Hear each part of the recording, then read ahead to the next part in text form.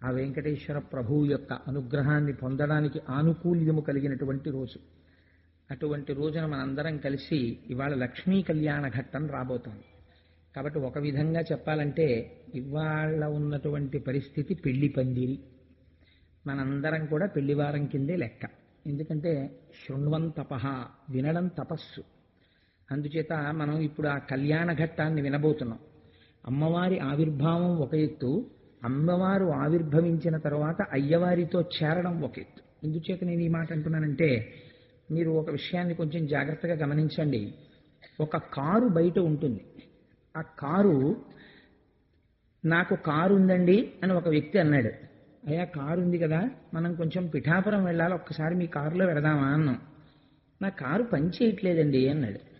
ఎందుకు పని చేయట్లేదు? కారు ఉంది కదా అంటే ఇంజన్లో ఏదో ఫాల్ట్ ఉందండి అన్నాడు. ఇంజన్లో ఫాల్ట్ ఉన్న తర్వాత ఆ కారు ఉన్నట్ట, ఆ క్షణంలో లేనట్ట అంటే ఆ ప్రయోజనములకు అది లేనట్టే లెక్క. ఎందుకని? శక్తి లేదు కారుకి. అందుకే మనం ఇప్పటికీ కూడా ఏదైనా పిలిస్తే హార్స్ పవర్ అని పిలుస్తాం. ఇన్ టర్మ్స్ ఆఫ్ పవర్ అంటాం. పవర్ అంటే శక్తి. అది కంటికి కనపడదు, అనుభవైక వేద్యము, ఉపయోగపడుతుంది. అందుకని శక్తి ఆవిర్భవిస్తే సరిపోదు. ఒక ఇంజిన్ ఒక్కటే పనిచేస్తోంది అనుకోండి, కారు లేదు, దానికి ఛాసిస్ లేదు, సీట్లు లేవు, ఏమీ లేవు, ఇంజిన్ వర్క్ చేస్తోంది. ఏ చక్రాలు నడుపుతుంది అది? ఎవరికి ఉపయోగపడుతుంది? కాబట్టి ఇంజిన్గా ఉపయోగమా? లేదు. ఇంజిన్ లేని కారు ఉపయోగమా? లేదు. కాబట్టి ఇంజిను కారు కలిసి ఉంటే మనకు ఉపయోగం. ప్రకృతి పురుషుడు కలిసి ఉంటే మనకి అనుభవైక వేద్యం. ప్రకృతిగా పురుషుడిగా ఉంటే అయోమయం. అందుకే కళాభ్యాం చూడాలంకృత శశి కళాభ్యాం నిజితపలాభ్యాం భక్తేషు ప్రకటిత ఫలాభ్యాం భవతు మే శివాభ్యాం అష్టోక త్రిభువన శివాభ్యాం హృది పునర్భవాభ్యాం అని శంకర భగవత్పాదులు శివానందలహరి మొదటి శ్లోకం. అలాగే శివశక్త్యాయుక్తో యది భవతి శక్త ప్రభవితుం నచే దేవం దేవో నఖలు కుశల స్పందితుమపి. ఆవిడ లేనప్పుడు, ఆ శక్తి పక్కన లేనప్పుడు ఎవరికైనా సరే చైతన్యము, కదలిక ఉండదు. ఆ శక్తితో కూడిన వాడై అనుగ్రహిస్తాడు. ఇప్పుడు శ్రీమన్నారాయణుడు అనుగ్రహిస్తున్నాడు ఐశ్వర్యాన్ని ఇంద్రుడికి. ఎలా? పక్కన లక్ష్మి చేరి, ఆ ఈయగలిగినటువంటి శక్తి తనతో చేరాలి. చేరేంత వరకు ఆ కటాక్షము కుదరదు. అందుకే వెంకటాచలపతిగా కూడా ఒక గమ్మత్తుంది. ఆయన భూమండలం మీదకి వస్తూనే కటాక్షం చేయలేదు. ముందు ఆయన తపస్సు చేశాడు లక్ష్మీదేవి కోసం. వైకుంఠం నుంచి కదిలి వచ్చేసింది అమ్మవారు, భృగు మహర్షి తన్నాడని వచ్చేసి కొల్హాపురంలో ఉండిపోయింది. అమ్మవారి గురించి తపస్సు చేసిన తరువాత పద్మావతీదేవి ఆవిర్భావం అయిన తర్వాత, పద్మావతీదేవిని పరిణయం చేసుకున్న తరువాత పద్మాసనస్థయౌ పద్మావతీదేవి నిజవక్షమందున నిలుపుకొనుచు నించున్నాడు. అందుచేత సశక్తియుతుడైనటువంటి పరమాత్మ మన అభీష్ట సిద్ధిని చేకూర్చగలడు.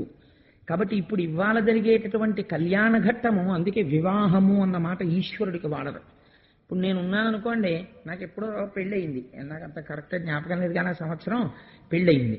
అయితే నేను ప్రతిరోజు సరదాగా నేను కూడా కళ్యాణం చేసుకుంటానండి, ఎవరో ఒక్కళ్ళైనా వస్తుండండి కాస్త చూసేడుతుంటారు కానీ రోజు చేసుకున్నాను అనుకోండి, వీడు ధూర్తుడు అంటుంది ప్రపంచం. రోజు వీడికి కళ్యాణం ఏమిటండి? అలా కళ్యాణం మనుష్యులకి వాడరు ఆ మాట. కళ్యాణ మహోత్సవాహ్వాన శుభపత్రిక అని మనకి ఏరు. కోటేశ్వరరావు గారి కళ్యాణ మహోత్సవం అని వేసుకోను నా పెళ్ళైన రోజున. వివాహ మహోత్సవాహ్వాన శుభపత్రిక అని వేసుకుంటాం. అసలు అందులో ఒక రహస్యం ఉంది ఆ వివాహం అన్న మాటలో.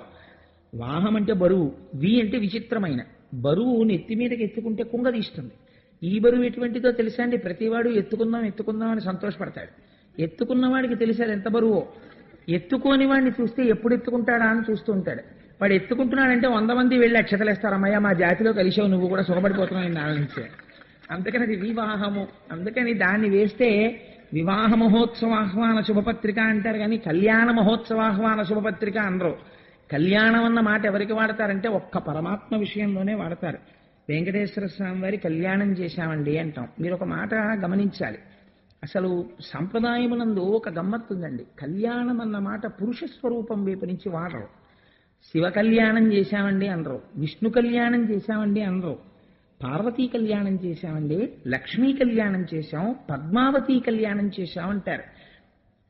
జీవుడు బ్రహ్మముతో ఐక్యం అవ్వాలి.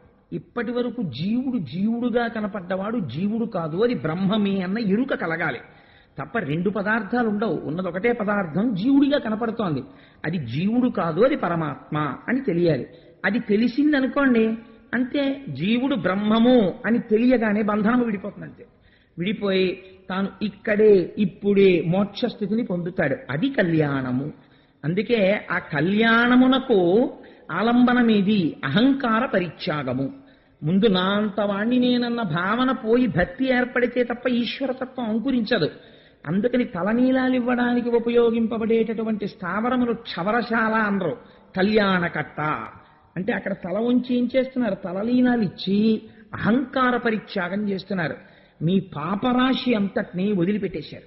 ఈశ్వరుడు ఎంత దయామయుడంటే మీకు సుఖ దుఃఖములు ఎక్కడి నుంచి వస్తాయి? పాపములలోంచి దుఃఖం వస్తుంది. ఈ పాపాలన్నింటినీ బాధపడకుండా తిరుపతి వచ్చినప్పుడల్లా ఓ 4 వేళ్ళి అంటే ఎవడెళ్తాడండి? పనికిరాని వెంట్రుకలు ఆయన తీసుకుని మహానుభావుడు నిప్పెట్టకుండా ఆ వెంట్రుకలు తీసేసుకుని వెంట్రుకల రూపంలో పాపాలని తీసేసుకుంటాడు.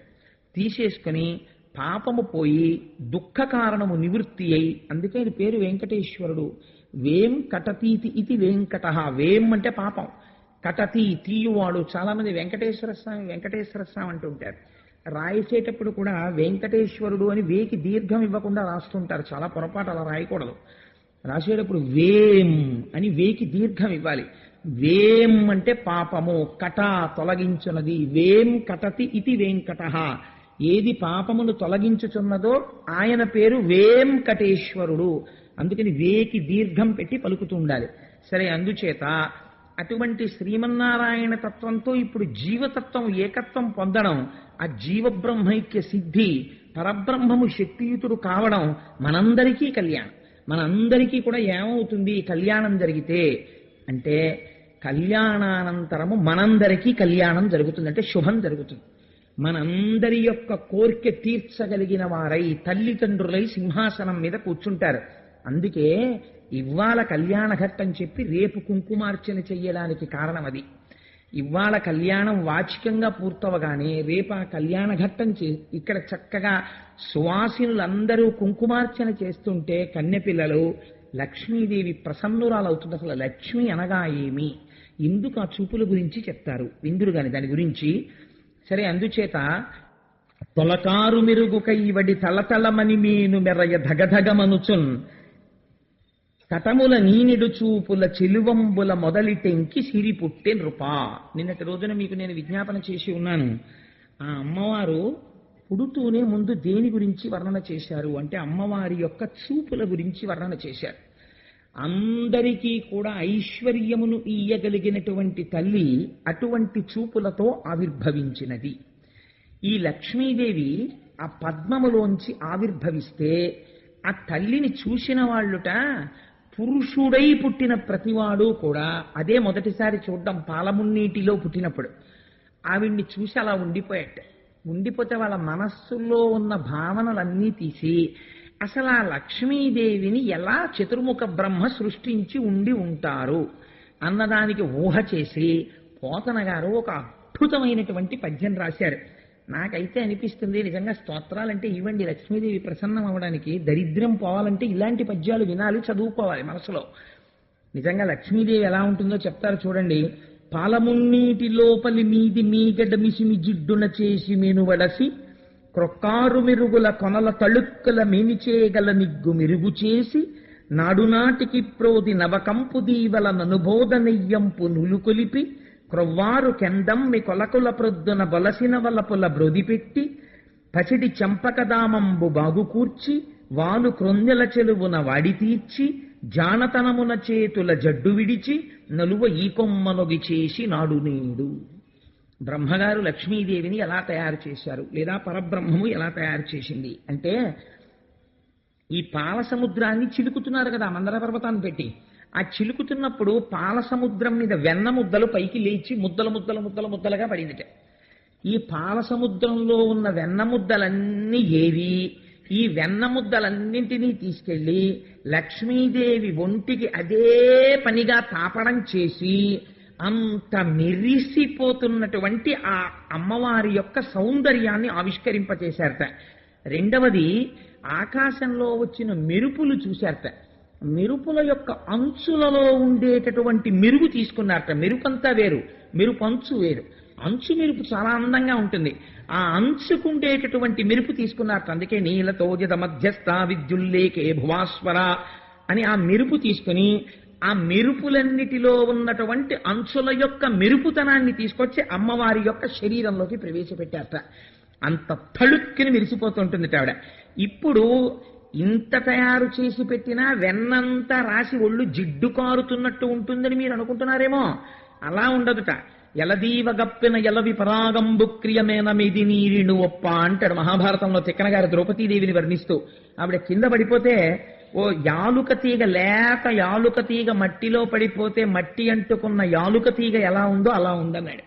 అలా చాలా లాలిత్యముతో కూడినటువంటి సన్నజాజి తీగల వంటి పరమ పల్లవమైనటువంటి తీగలలో ఉన్న లాలిత్యమునంతటినీ తీసుకొచ్చి పిండి ఈవిడ శరీరంలోకి ప్రోధి చేశారట.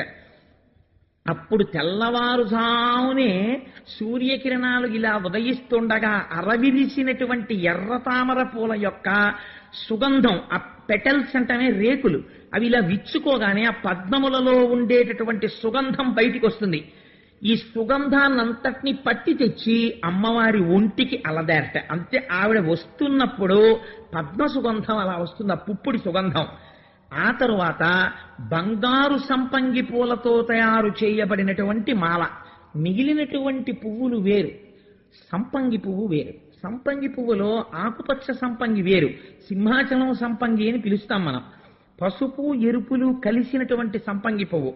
ఆ సంపంగి పువ్వు అంటే లలితాపరా భట్టారికా స్వరూపానికి చాలా ఇష్టం. దాంతో పూజ చేస్తారు అమ్మవారిని. అది కొంచెం ముక్కులో ఉంటుంది, ఇలా రేకులు విచ్చుకొని.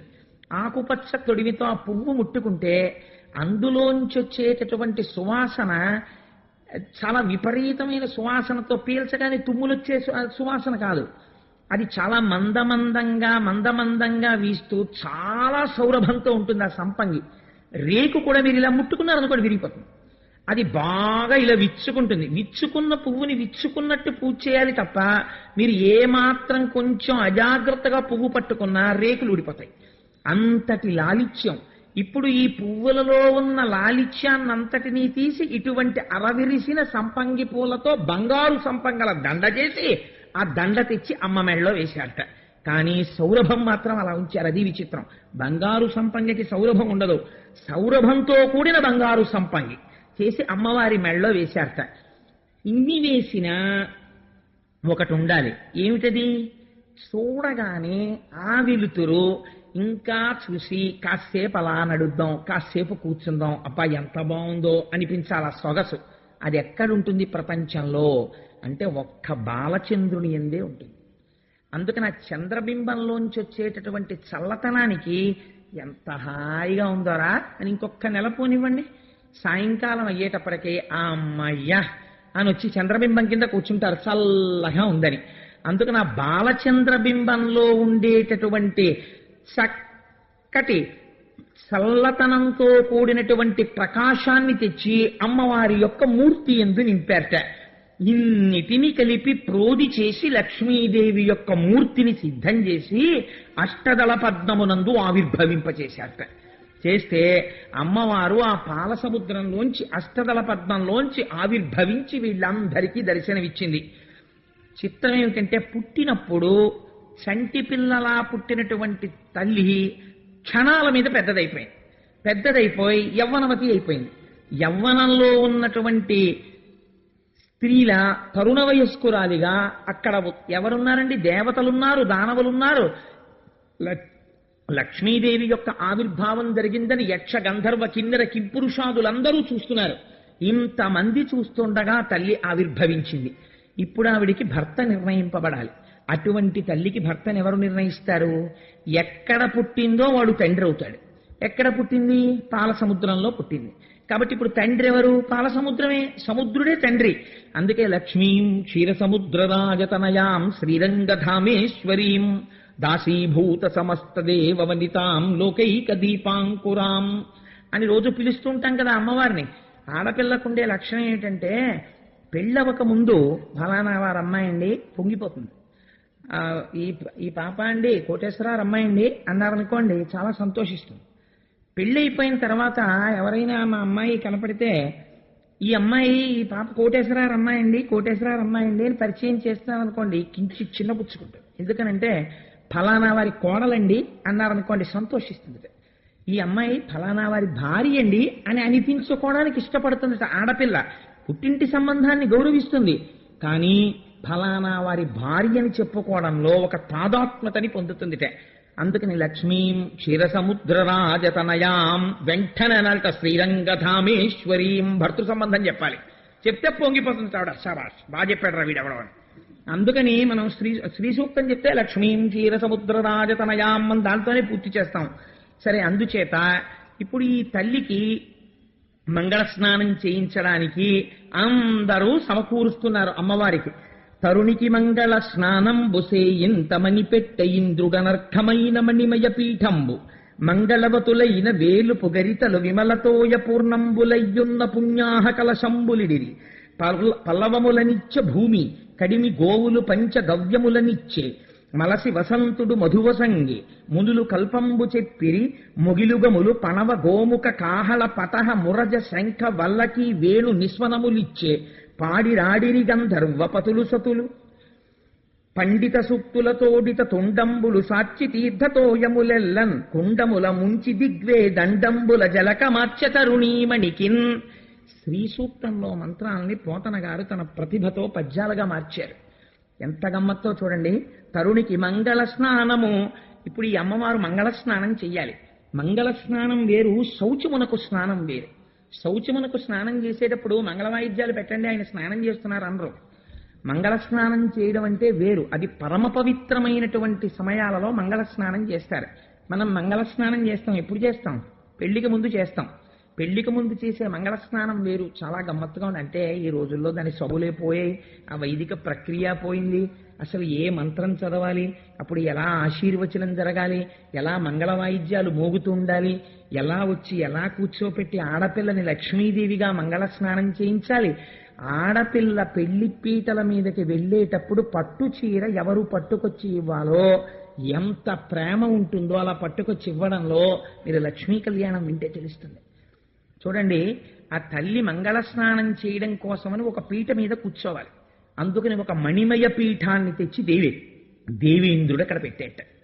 ఇప్పుడు ఈ పీఠం ఇచ్చిన వాడికి ఏం దక్కుతోంది? పీఠం దక్కుతోంది. లక్ష్మీదేవికి నువ్వు ఏమిస్తే అది దక్కుతుంది. ఇంత కుంకం అమ్మవారికి ఇస్తే సౌభాగ్యం దక్కుతుంది, ఇంత పువ్వు అమ్మవారికి ఇస్తే జ్ఞానం దక్కుతుంది, ఇంత ధూపం చూపిస్తే సమస్త భోగములతో నీ ఇల్లు నిండిపోతుంది, ఇంత నీరాజనం ఇస్తే భక్తి జ్ఞాన వైరాగ్యముల చేత మోక్షం ఇస్తుంది, ఒక్క స్తోత్రం నోటితో చదివి ఇలా నమస్కరిస్తే పొంగిపోతుంది, ఏదైనా ఇచ్చేస్తుంది. అందుకని కుంకుమార్చన పెట్టడం ఏదో సరదా కోసం పెట్టడం కాదది. అందుచేత చూడండి, ఆ భద్రపీఠాన్ని తీసుకొచ్చి ఒక మణిమయమైన పీఠాన్ని అక్కడ పెట్టేట ఇంద్రుడు. అమ్మవారు మంగళ స్నానం చేయడానికి దాని మీద కూర్చుంది. ఇప్పుడు ఇలా తీసుకొచ్చి పీఠం పెట్టగానే దాని మీద కూర్చున్న అమ్మవారు స్నానం చెయ్యడం కోసమని నీళ్లు పట్టరావాలి. ఎవరు పట్టరావాలి అంటే, పసుపు కుంకుమలకు ఢోకా లేకుండా చాలా దీర్ఘకాలం నుంచి పసుపు కుంకుమలతో ఉన్నటువంటి యువతులు ఆ నీరు తీసుకొచ్చి అక్కడ పెట్టారట. మీరు జ్ఞాపకం పెట్టుకోండి, ఇక ముందు మీ ఇళ్లలో పెళ్లిళ్లు జరిగినప్పుడు మీ కొడుక్కి పెళ్లి చేసినా మీరు నియమం చెప్పండి, మా కోడలకి మాత్రం మంగళ స్నానం ఇలా చేయించాలమ్మా, కట్నం కానుక తర్వాత మీ ఇంటికి లక్ష్మి వస్తోంది, ఇలా స్నానం చేయించండి అని చెప్పండి. మీ కూతురు పెళ్లి చేసేటప్పుడు ఇలా చేయండి. మంగళప్రదమైనటువంటి ఐదోతనం ఉన్నటువంటి స్త్రీలు ఆ నీరు పట్టుకుని అక్కడికి రావాలి. అందులో కొద్దిగా పసుపు కలపాలి, కించిత్ కలిపిన తరువాత దానిలోకి పల్లవములు వెయ్యాలి. మంగళ స్నానం అంటే ఉట్టి నీటితో చెయ్యకూడదు. అంటే కొన్ని లేత ఆకులు తీసుకొచ్చి పరమ పవిత్రమైన పల్లవములు ఉంటాయి. ఓ మామిడాకో, కనీసం మిగిలినవన్నీ లేకపోయినా ఓ 2 మామిడాకులన్నా వెయ్యాలి. అందులో పల్లవములు వెయ్యాలి. పల్లవములు వేయడం చేత జలములు మంగళ స్నానములకు యోగ్యములవుతాయి. అందుకని పల్లవములనిచ్చే భూమి, పల్లవములను భూమి కాకపోతే ఎవరిస్తారండి? ఇచ్చింది కాబట్టి ఇంతమందికి పెట్టగలిగిన పల్లవాళ్ళని ఇస్తోంది మళ్ళీ. అందుకని భూదేవి వచ్చి పల్లవాళ్ళని ఇచ్చిందిట మంగళ స్నానానికి. చదివింపులు చదివించలేదు, అసలు చేయవలసినవన్నీ మంగళ స్నానాల దగ్గర చేశారు. గోవులు వచ్చేట, కడిమి గోవులు పంచగవ్యములనిచ్చే, పంచగవ్యాలనిచ్చేట గోవులు. ఎందుకని మంగళ స్నానం చేయించేటప్పుడు కొన్ని సంప్రదాయాలు పాటిస్తారు. కొద్దిగా పాలిచ్చి, కొద్దిగా తేనిచ్చి, కొద్దిగా వెన్న రాసి ఒంటికి ఆ సోయగం అమరడం కోసమని. ఎందుకంటే తలంబ్రాల మంత్రంలో చెప్తారు, స్త్రీకి భౌతికమైనటువంటి అందం కూడా పురుషుణ్ణి కట్టి పారేసి సంసారంలో ఉంచుతుంది. అందుకని ఆ సౌందర్యము కోరుకోవాలి పురుషుడు, స్త్రీ దోషమేం లేదు అందులో, తలంబ్రాల మంత్రాల్లో అదే ఉంది. అందుకని పంచగవ్యములంటే పాలు, వెన్న, నెయ్యి మొదలైనవి గోవులు పట్టుకొచ్చి ఇచ్చేట, అవి అమ్మవారి మంగళ స్నానంలో వాడారు. ఆ తర్వాత వసంతుడు మధువుని ఇచ్చే, వసంతుడు వచ్చి వసంత ఋతువు తేనె ఇచ్చిందిట. అంటే ఆడపిల్లకి మంగళ స్నానం చేయించినా, మగపిల్లవాడికి మంగళ స్నానం చేయించినా మీరు బుట్టలో కూర్చోపెట్టి తీసుకెళ్లడానికి, లక్ష్మిగా సిద్ధం చేయడానికి లక్ష్మిగానే స్నానం చేయించాలి. అది మంగళ స్నానం అంటే. ఆ స్నానం చేయించే ముందు తేనె ఇచ్చి, అమ్మా లక్ష్మి తేనె తాగో అని ఇవ్వాలి. ఇవి ఎవరు చేస్తారు?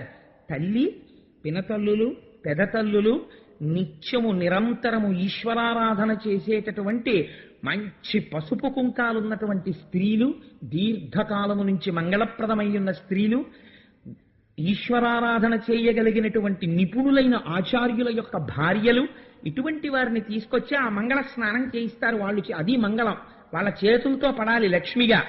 అందుకని ఇప్పుడు ఇక్కడి నుంచే లక్ష్మీ తత్వము సంసారంలో ఎత్తుకుంటుందండి. ఇలా మీరు లక్ష్మిగా నారాయణుడికి ఇస్తే ఆయన ఇల్లు లక్ష్మీప్రదమై ఉంటుంది. కొడుకులతో, కోడళ్లతో, 3 తరాలతో. ఆయన నాకేమీ లేదండి, ఆవిడ వచ్చిన వేళ విశేషం, నా జీవితం మారిపోయిందంటాడు ఒక్కొక్క ఆయన. ఎలా మారిపోతుందండి? ఆవిడ అటువంటి తల్లి, లక్ష్మీ అంశ ఆవిడ ఎందుంది. ఆవిడ వచ్చింది, ఈయన జీవితం మారింది. నీ ఇంటికి లక్ష్మి వస్తోంది, ఎలా పడితే అలా ఇవ్వకూడదు. మంగళ స్నానం దగ్గరే ప్రారంభం. అందుచేత చక్కగా ఈ పంచగవ్యములను అలది తేనె పట్టి, ఆ తరువాత మునులు కల్పంబు చెప్పి బయట స్నానం జరుగుతుంటే అక్కడ చక్కగా వచ్చినటువంటి బ్రాహ్మణులు కూర్చుని చక్కటి స్వస్తి మంత్రాలు చదువుతుంటారు. ఆ స్వస్తి మంత్రాలు చదువుతుండగా ఇక్కడ మంగళ స్నానం జరగాలి. ఇప్పుడు మంగళధ్వనులు జరగాలి. ఈ మంగళధ్వని, లక్ష్మీదేవికి మంగళధ్వని జరగాలంటే స్నానం చేసేటప్పుడు మామూలు వాళ్ళు చదవరు కదా మంత్రాలు, అందుకని మహర్షులు చదువుతున్నారట. ఇప్పుడు మంగళధ్వని చేయడానికి ఎవరు చేయాలి అంటే, ఎవరు చేశారో తెలుసా అండి మంగళధ్వని లక్ష్మీదేవి మంగళ స్నానానికి? మేఘాలు చేసేట. మేఘాలే వేణువులు ఊదేట. ఎందుకని గాలి వెడుతుంటే అది వేణువుగా మారింది.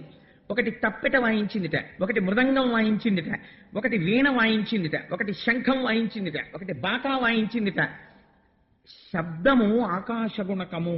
అందుకని శబ్దము ఆకాశగుణకము కనుక మేఘాలన్నీ కలిసి మహానుభావులు నిజంగా మరి అంటే పూర్వ కవులు కొంత ఇలాంటి పుస్తకాలు చదివిన వాళ్ళు ఉండేవారు. అందుకే వాళ్ళ నోట్లోంచి వచ్చే మాటలు అందంగా ఉండేవి.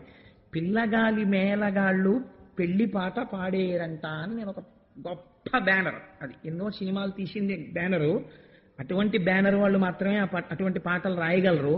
అందుకని పిల్లగాలి మేళగాళ్ళు పెళ్లి పాట పాడేరంట అని నేను అక్కడ ఒక పాటలో విన్నాను. సరే, అందుకని ఆ మేఘములు ఆ మంగళధ్వని చేసి, అంటే ఒక్కొక్కటి అది సినిమా పాట అని మీరు అనుకోకండి. ఒక్కొక్క పాట వింటే హృదయం కదులుతుంది నిజంగా. అబ్బాయి ఎంత గొప్ప మాట ఇది, సమస్త వేదముల యొక్క సారము పిండేడే ఇందులో అనిపిస్తుంది. అది సినిమాలో పాట అవ్వచ్చు, బురదలో పుడితే తామర పువ్వును అంగీకరించట్లేదా? గొప్ప తత్వం ఉంటే ఉన్నది వదిలేవు, లేనిది కోరేవు, ఒక పొరపాటుకు యుగములు పొగిలేవు, తెగిన పతంగానివే మనసా ఊహల ఉయ్యాలవి అన్న మాటలో ఎంత మనస్తత్వం ఉందండి నిజంగా. ఒక్కొక్క మాట వింటుంటే అగాధమగు జలనిధిలోన ఆణిముత్యమున్నటులే శోకానా మరుగున దాగి సుఖమున్నది. ఎంత గొప్ప మాట అండి అది. అవి సినిమా పాటలు కావచ్చు, నేనంటాను అందులో గొప్ప తత్వం ఉందంటాను. అలా ఒక్కొక్కటి రాయడానికి దానికి చాలా వేదాంత సారము తెలుసున్నవాడైతేనే అది రాయగలడు. లేకపోతే అలా అటువంటి ప్రౌఢిమతో కూడినటువంటి పదాలు, అంత గంభీరమైనటువంటి భావముతో ఉన్నవి పడమంటే పడేవి కావు. దిక్కుమాల పాటలు అర్థం లేనటువంటి అంశాలు సరే వాటి జోలు మనకెందుకు, లక్ష్మీ కళ్యాణం చెప్పుకుంటాం. అందుకని పాడి రాడిరి గంధర్వ పతులు సతులు పరమ సంతోషంతో గంధర్వ పతులు సతులు అందరూ నాట్యం చేస్తున్నట్ట లక్ష్మీదేవికి మంగళ స్నానాలు జరుగుతున్నాయి అని. పండిత సూక్తులతోడుత తుండంబుల సాచి తీర్థతోయములెల్లన్ కుండముల ముంచి దిగ్వే దండంబుల జలక మార్చ తరుణీమణికిన్. ఇదే కనకధారా స్తోత్రంలో శంకర భగవత్పాదులు దిగ్గస్తిభిక్కన కకుంభ ముఖావ సృష్ట స్వర్వాహినీ విమలచారు జలప్లుతాంగీం ప్రాతర్నమామి జగతాం జననీమశేష లోకాధినాథ గృహిణీం అమృతాభిపుత్రీం అని స్తోత్రం చేశారు మహానుభావుడు. ఇంకా 8 సంవత్సరాలు రానివాడు ఎటువంటి ప్రౌఢిమతో కూడిన కవిత్వం చెప్పాడో చూడండి, పొంగిపోయింది అందుకే లక్ష్మీదేవి. అందుకని దిగ్గస్తిభిక్కన కకుంభ ముఖావ సృష్ట స్వర్వాహిని విమలచారు జలప్లుతాంగీం.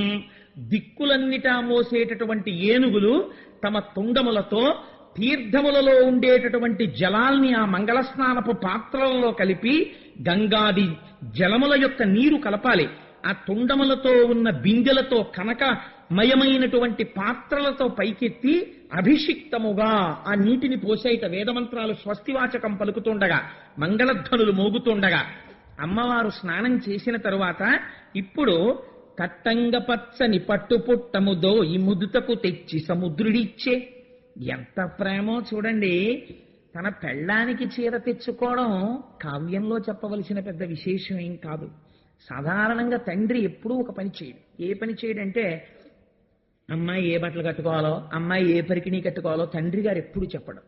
అది సాధారణంగా తల్లి చెప్తుంది, నువ్వు ఇవాళ ఈ బట్టలు కట్టుకోవే అంటుంది. కానీట పెళ్లి కూతుర్ని చేస్తున్నప్పుడు తండ్రి సంతోషం ఎంత గొప్పగా ఉంటుందంటేట, మా అమ్మాయి లక్ష్మీ స్వరూప, నేను కన్యాదానం చేస్తున్నాను, నారాయణుడి కాళ్ళు కడిగని పొంగిపోయి ఆ పట్టు చీరలన్నీ ఆ మూతలు తీసి అక్కడ పెడితే తండ్రి స్వయంగా వెళ్లి చూసుకుని నీకేం తెలుసో నా కూతురికి ఎంత బాగుంటుందో ఇది అని తను సెలెక్ట్ చేస్తాట.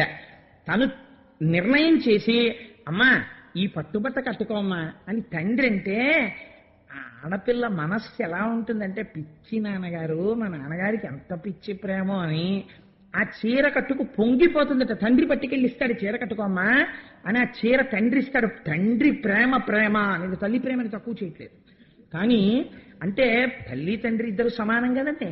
అందుకని ఆ రోజున మాత్రం చీర తాను నిర్ణయం చేశాట సముద్రుడు. కట్టంగ పచ్చని పట్టు పుట్టముదో ఈ ముదితకు తెచ్చి సముద్రుడిచ్చే.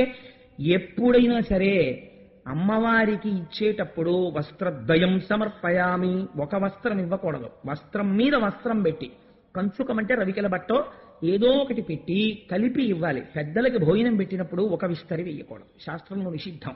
ఒక అరిటాకు వేస్తే తుంపి మళ్ళీ అరిటాకు ముక్కన్నా వెయ్యాలి, కనీసం 2 వెయ్యాలి. ఇచ్చేటప్పుడు వస్త్రద్వయం సమర్పయామి అనాలి, అని వస్త్రద్వయం ఇవ్వాలి. లేదా కనీసం ఒక దూదిపోగు దగ్గర పెట్టుకుని వస్త్రం మీద దూది పోగు పెట్టి ఇవ్వాలి. అందుచేత కట్టంగ పచ్చని పట్టు పుట్టముదో ఈ ముదితకు తెచ్చి సముద్రుడిచ్చే. వస్త్రద్వయాన్ని తెచ్చి సముద్రుడు లక్ష్మీదేవికి ఇచ్చాడు. మత్తాళినికరంబు మధువాన మోగిన వైజయంతి మాలవరునుడిచ్చే.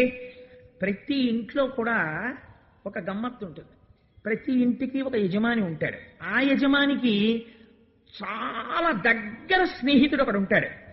ఆ స్నేహితుడు ఎటువంటి వాడై ఉంటాడో తెలుసా అండి? ఆయన్ని సుహృత్ అని పిలిచింది శాస్త్రం. సుహృత్ అంటే ఆయన బిడ్డని తన బిడ్డగా భావిస్తాడు. ఆ హృదయం పెంచుకోవాలి సుహృత్ కావాలంటే. తన కూతురు ఎంత మంచి సంబంధం రావాలని కోరుతున్నాడో తన సుహృత్ కూతురు కూడా అంత మంచి సంబంధం రావాలని కోరాలి.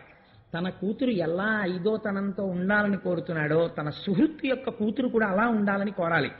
అలాంటి వాడు ఒకడు ఉంటాడు. వాడు ఈయన ఇంట్లో పెళ్లి జరుగుతుంటే తన కూతురు పెళ్లి జరుగుతున్నట్టే సంతోషపడిపోతాడు.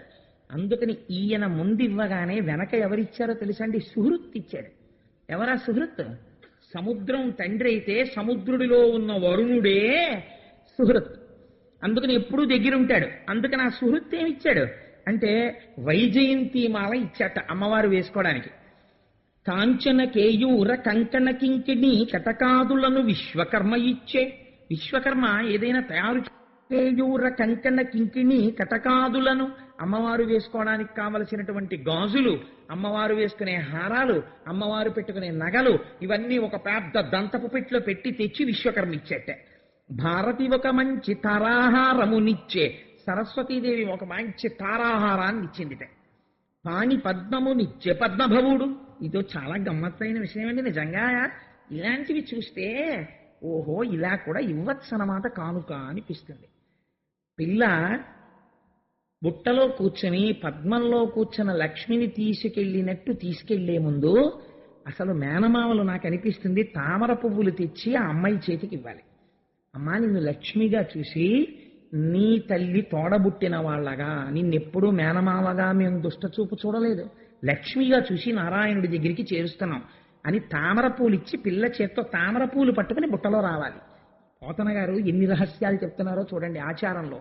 అందుకని ఎవరివ్వాలా పువ్వు అంటే బ్రహ్మగారు ఇచ్చారు. ఎటువంటి వాడికి అటువంటివే ఇష్టం ఉంటాయి. సాధారణంగా ఏమిటంటే బాగా పుస్తకాలు చదివి ఒక ఆయన ఉన్నాడు అనుకోండి, ఆయన ఎక్కడైనా ఫంక్షన్ అయితే ఓ బుక్ ప్రజెంట్ చేద్దాం అంటాడు కదండి. ఒక బంగారం మీద మోజున్న ఆయన ఉన్నాడు అనుకోండి, అది ఎప్పటికైనా పనికొస్తుంది ఓ ఉంగరం పెడదాం అంటాడు. అలా ఎవరి మనస్సు అలా ఉంటుంది. చతుర్ముఖ బ్రహ్మగారు పద్మభవుడు, ఆయన కూడా పద్మ సంబంధం ఉన్నవాడు, అమ్మవారు పద్మ సంబంధం ఉన్నది. అందుకని ఆయనకి ఎప్పుడూ పద్మ సంబంధమే. ఆయన పట్టుకొచ్చి ఓ తామర పువ్వు ఇచ్చట, చేతో పట్టు కూర్చో అమ్మా నువ్వు చక్కా బుట్టలోనని. అందుకని తామర పువ్వు ఇచ్చట. కుండలివ్రజంబు కుండలంబులనిచ్చే. నాగరాజులు కుండలిని రెండు రకాలుగా ఉంటుంది. పావుతో సింబలైజ్ చేస్తారు, సంకేతిస్తారు కుండలిని శక్తిని. అందుకని అవి ఎప్పుడు ఏమివ్వాలి, కుండలిని అన్న మాటకి దగ్గరలో ఉన్నవి ఇస్తాయి. అందుకని కుండలంబులనిచ్చే. అవి చెవులకు పెట్టుకునేటటువంటి కుండలాలను ఇచ్చేట అమ్మవారికి పట్టుకొచ్చి. అందుకని కుండలివ్రజంబు కుండలంబులనిచ్చే. శృతులు భద్రమైన నుతులు చేసే. శృతులు వేదాలున్నాయి, ఏది చేసేవాళ్ళు అది చేస్తేనే అందంగా ఉంటుంది. వేదాలు అనేటటువంటి పుస్తకాలు అమ్మ అప్పుడప్పుడు చదువుకోను డిటెక్టివ్ నవలు ఇచ్చాయనుకోండి అసందర్భంగా ఉంటుంది. శృతులు ఏం చెయ్యాలి, నూతులు చెయ్యాలి. వేదం అందులోంచి పరమ భద్రమై ఆశీపూర్వకమైనటువంటి మంత్రాలు చదవాలి. అందుకని శృతి తనంత తానుగా ఒక రూపమును దాల్చి అమ్మవారికి ఆశీపూర్వకమైనటువంటి భద్రతను చేకూర్చగలిగినటువంటి మంత్రమును ఆమ్నాయం చేసిందిట. ఎల్లలోకములకు ఏలిక సానివై బ్రతికెనను చుదిశలు పనికెనధిప. దిక్కాంతలన్నీ కూడా దిక్కుల్ని స్త్రీలతో పోలుస్తారు. ఎందుకనంటే మహాభారతంలో తిక్కన గారు ఒక గొప్ప ప్రయోగం ఒకటి చేశారు. భర్త ఆఫీస్కి వెళ్ళిపోయిన తర్వాత సాయంకాలం అయితే భార్య ఎదురు చూస్తుంటుంది. ఆ అమ్మ ఆయన వస్తారు ఇంకా కాసేపు సరదాగా. భార్య అంటే పురుషుడికి విశ్రాంతి స్థానం. ఎందుకంటే ఎంత అలిసిపోయిన పురుషుడు కూడా సేద తీరేది ఎక్కడ అంటే భార్య దగ్గర మాత్రమే. ఆవిడ ఇచ్చినట్టు విశ్రాంతిని పురుషుడికి భౌతికమైనటువంటి ఏ ఐశ్వర్యము ఇవ్వదు. ఎన్ని ఏసీ గదులు ఉండనివ్వండి, ఎంత ఐశ్వర్యం ఉండనివ్వండి, ఆవిడ చిటపట చిటపట చిటపట లాడిపోతోంది అనుకోండి, కంపరం ఎత్తిపోతుంది ఇంటికి వచ్చిన వాడికి. పెంకుటింట్లో ఉండనివ్వండి, ఇంటికి వచ్చేటప్పటికి సాయంకాలం ఆవిడ సంతోషంగా ఉండి ఏమండి వచ్చారా, అలా ఉన్నారే అనేవో చక్కటి ప్రసన్నమైన 4 మాటలు చెప్పి ఎంతో సంతోషంగా సేద తీర్చి మంచి మాటలు మాట్లాడింది అనుకోండి, పురుషుడు కష్టాన్ని మర్చిపోతాడు. అందుకని దిక్కాంతలు అని దిక్కుల్ని కాంతలతో పోలుస్తారు. మరి భర్త ఎవరు అంటే రోజు ఆఫీస్కి వెళ్ళేవాడైనా సాయంకాలం భర్తృదర్శనం అయ్యేటప్పటికీ లజ్జతో కూడినటువంటి ఎర్రటి కాంతులు వస్తాయిట పరమ సౌశీల్యవతి అయినటువంటి భార్య యందు. అందుకని పడమటి దిక్కనబడేటటువంటి కాంత సూర్యుడు తూర్పు నుంచి అటువైపుకి వచ్చేటప్పటికి బుగ్గలు ఎర్ర పడ్డాయ్యా, అందుకని రాగరంజితములయ్యాయి అన్నారు పోతన తిక్కన గారు మహాభారతంలో. ఆయన ఏదో అందమైన ప్రయోగాలు. అందుకని ఆ ఎల్లలోకములకు ఏలికసానివై బ్రతికెననుచు దిశలు పలికెనధిప. ఆ దిక్కాంతలందరూ ఆశీర్వచనం చేశారట. ఎల్లలోకములకు హద్దులేవి, దిక్కులే. అందుకని ఆ దిక్కాంతలు ఆశీర్వచనం చేశారట. అమ్మా లక్ష్మి, నువ్వు ఎల్లలోకములకు ఏలిక రాణివై ఏలిక సానివై పరిపాలించదవుగాక అని ఆశీర్వచనం చేశారట. ఇప్పుడు ఈ తల్లికి స్వయంవరాన్ని ఆ తల్లి తనంత తానుగా వరుణ్ణి ఎంచుకోగలిగినటువంటి పద్ధతిని సముద్రుడు ఆమోదించాడు. ఆయన నిర్ణయించలేదు. అమ్మా నువ్వు నా కడుపున పుట్టి నాలోంచి జన్మించి క్షీర సముద్రానికి కూతురు అని నాకు వైభవాన్ని ఇచ్చావు, నేనా నీకు భర్తనించగలిగిన వాణ్ణి, నువ్వే ఎన్నుకో తల్లి అన్నట్ట అని చేతికి ఒక చెంగల్వ పూదండ ఇచ్చట. ఇస్తే ఆయనంటారు, పలుకుల అమృతం బుచిలుకనెవ్వానితో భాషించవాడెపో బ్రహ్మయనగా. ఎలయించి కెంగేల యవ్వని వరించవాడలోకములకు వల్లభుండు మీతీగ యవ్వని మేనితో గదియించవాడిపో పరమ సర్వజ్ఞమూర్తి నెలతుక ఎప్పుడు నివసించు ఏ ఇంట ఆ ఇల్లు పరుమగు అమృతపదము ఇంటి చూపువారె ఎచ్చోటి కచ్చోటు జిష్ణుదనద ధర్మ జీవితంబు కొమ్మ పిన్ననగము గురుతర దుఃఖ నివారణంబు సృష్టి కారణంబు. లక్ష్మీదేవిగా మీరు పెళ్లి పీటల మీదకి పిల్లని తీసుకెళ్లినా పెళ్లి కొడుకు పరిస్థితి ఇలాగే మారిపోతుంది. పలుకుల అమృతంబు చిలుక యవ్వానితో భాషించవాడెపో బ్రహ్మయ్యనగా.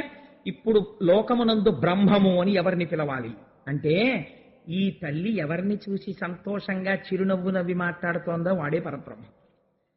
ఎలయించి కింగేల యవ్వని వరించవాడలోకములకు వల్లభుండు. సంతోషంతో ఎవరి మెడలో ఆ వరమాల వేస్తోందో వాడే లోకములకంతటికి వల్లభుడు. ఈవిడికి కాదు, లోకములకంతటికి వాడు వల్లభుడై ఉంటాడు. మియితీగ యవ్వని మేనితో గదియించవాడిపో పరమ సర్వజ్ఞమూర్తి. మెరుపుతీగ వంటి తన శరీరాన్ని ఎవరి శరీరం పక్కకి ఆవిడ చేరుస్తోందో వాడే సర్వజ్ఞుడైన వాడు. మెలతుక ఎప్పుడు నివసించు ఏ ఇంట ఆ ఇల్లు పరమగు అమృతపదము. ఈ తల్లి ఏ ఇంటికి వెళ్లి నివసిస్తోందో ఆ ఇల్లు అమృతధామము. ఇంటి చూపు వారె ఎచ్చోటి కచ్చోటు జిష్ణు ధనద ధర్మ జీవితంబు. ఈ తల్లి ఎక్కడికి వెళ్లి నిలబడి ఇలా ప్రసన్నంగా చూస్తోందో అక్కడ ఇంద్రుడి యొక్క ఐశ్వర్యం ఎలా ఉంటుందో అటువంటి ఐశ్వర్యం ఉంటుంది. కుబేరుడు ఆ ఇంట నిలబడి చేతులు కట్టుకుని సేవిస్తూ ఉంటాడు. ధర్మ జీవితంబు, ధర్మబద్ధమైనటువంటి జీవితము నడుస్తూ ఉంటుంది. కొమ్మ పిన్ననగవు గురుతర దుఃఖ నివారణంబు సృష్టి కారణంబు. ఈ తల్లి యొక్క అనుగ్రహం ఎక్కడ పడుతోందో అక్కడ అజ్ఞానము నివారింపబడి సృష్టి కారణమవుతోంది. అంటే ఇక్కడ మీరు ఒక మాట అర్థం చేసుకోవాలి. సృష్టి కారణంబు అన్న మాట ఎందుకు వాడారండి పోతన గారు అని. ఇక్కడ మీరు లక్ష్మీదేవి యొక్క తత్వావిష్కరణ చేశారు ఈ మాటలో.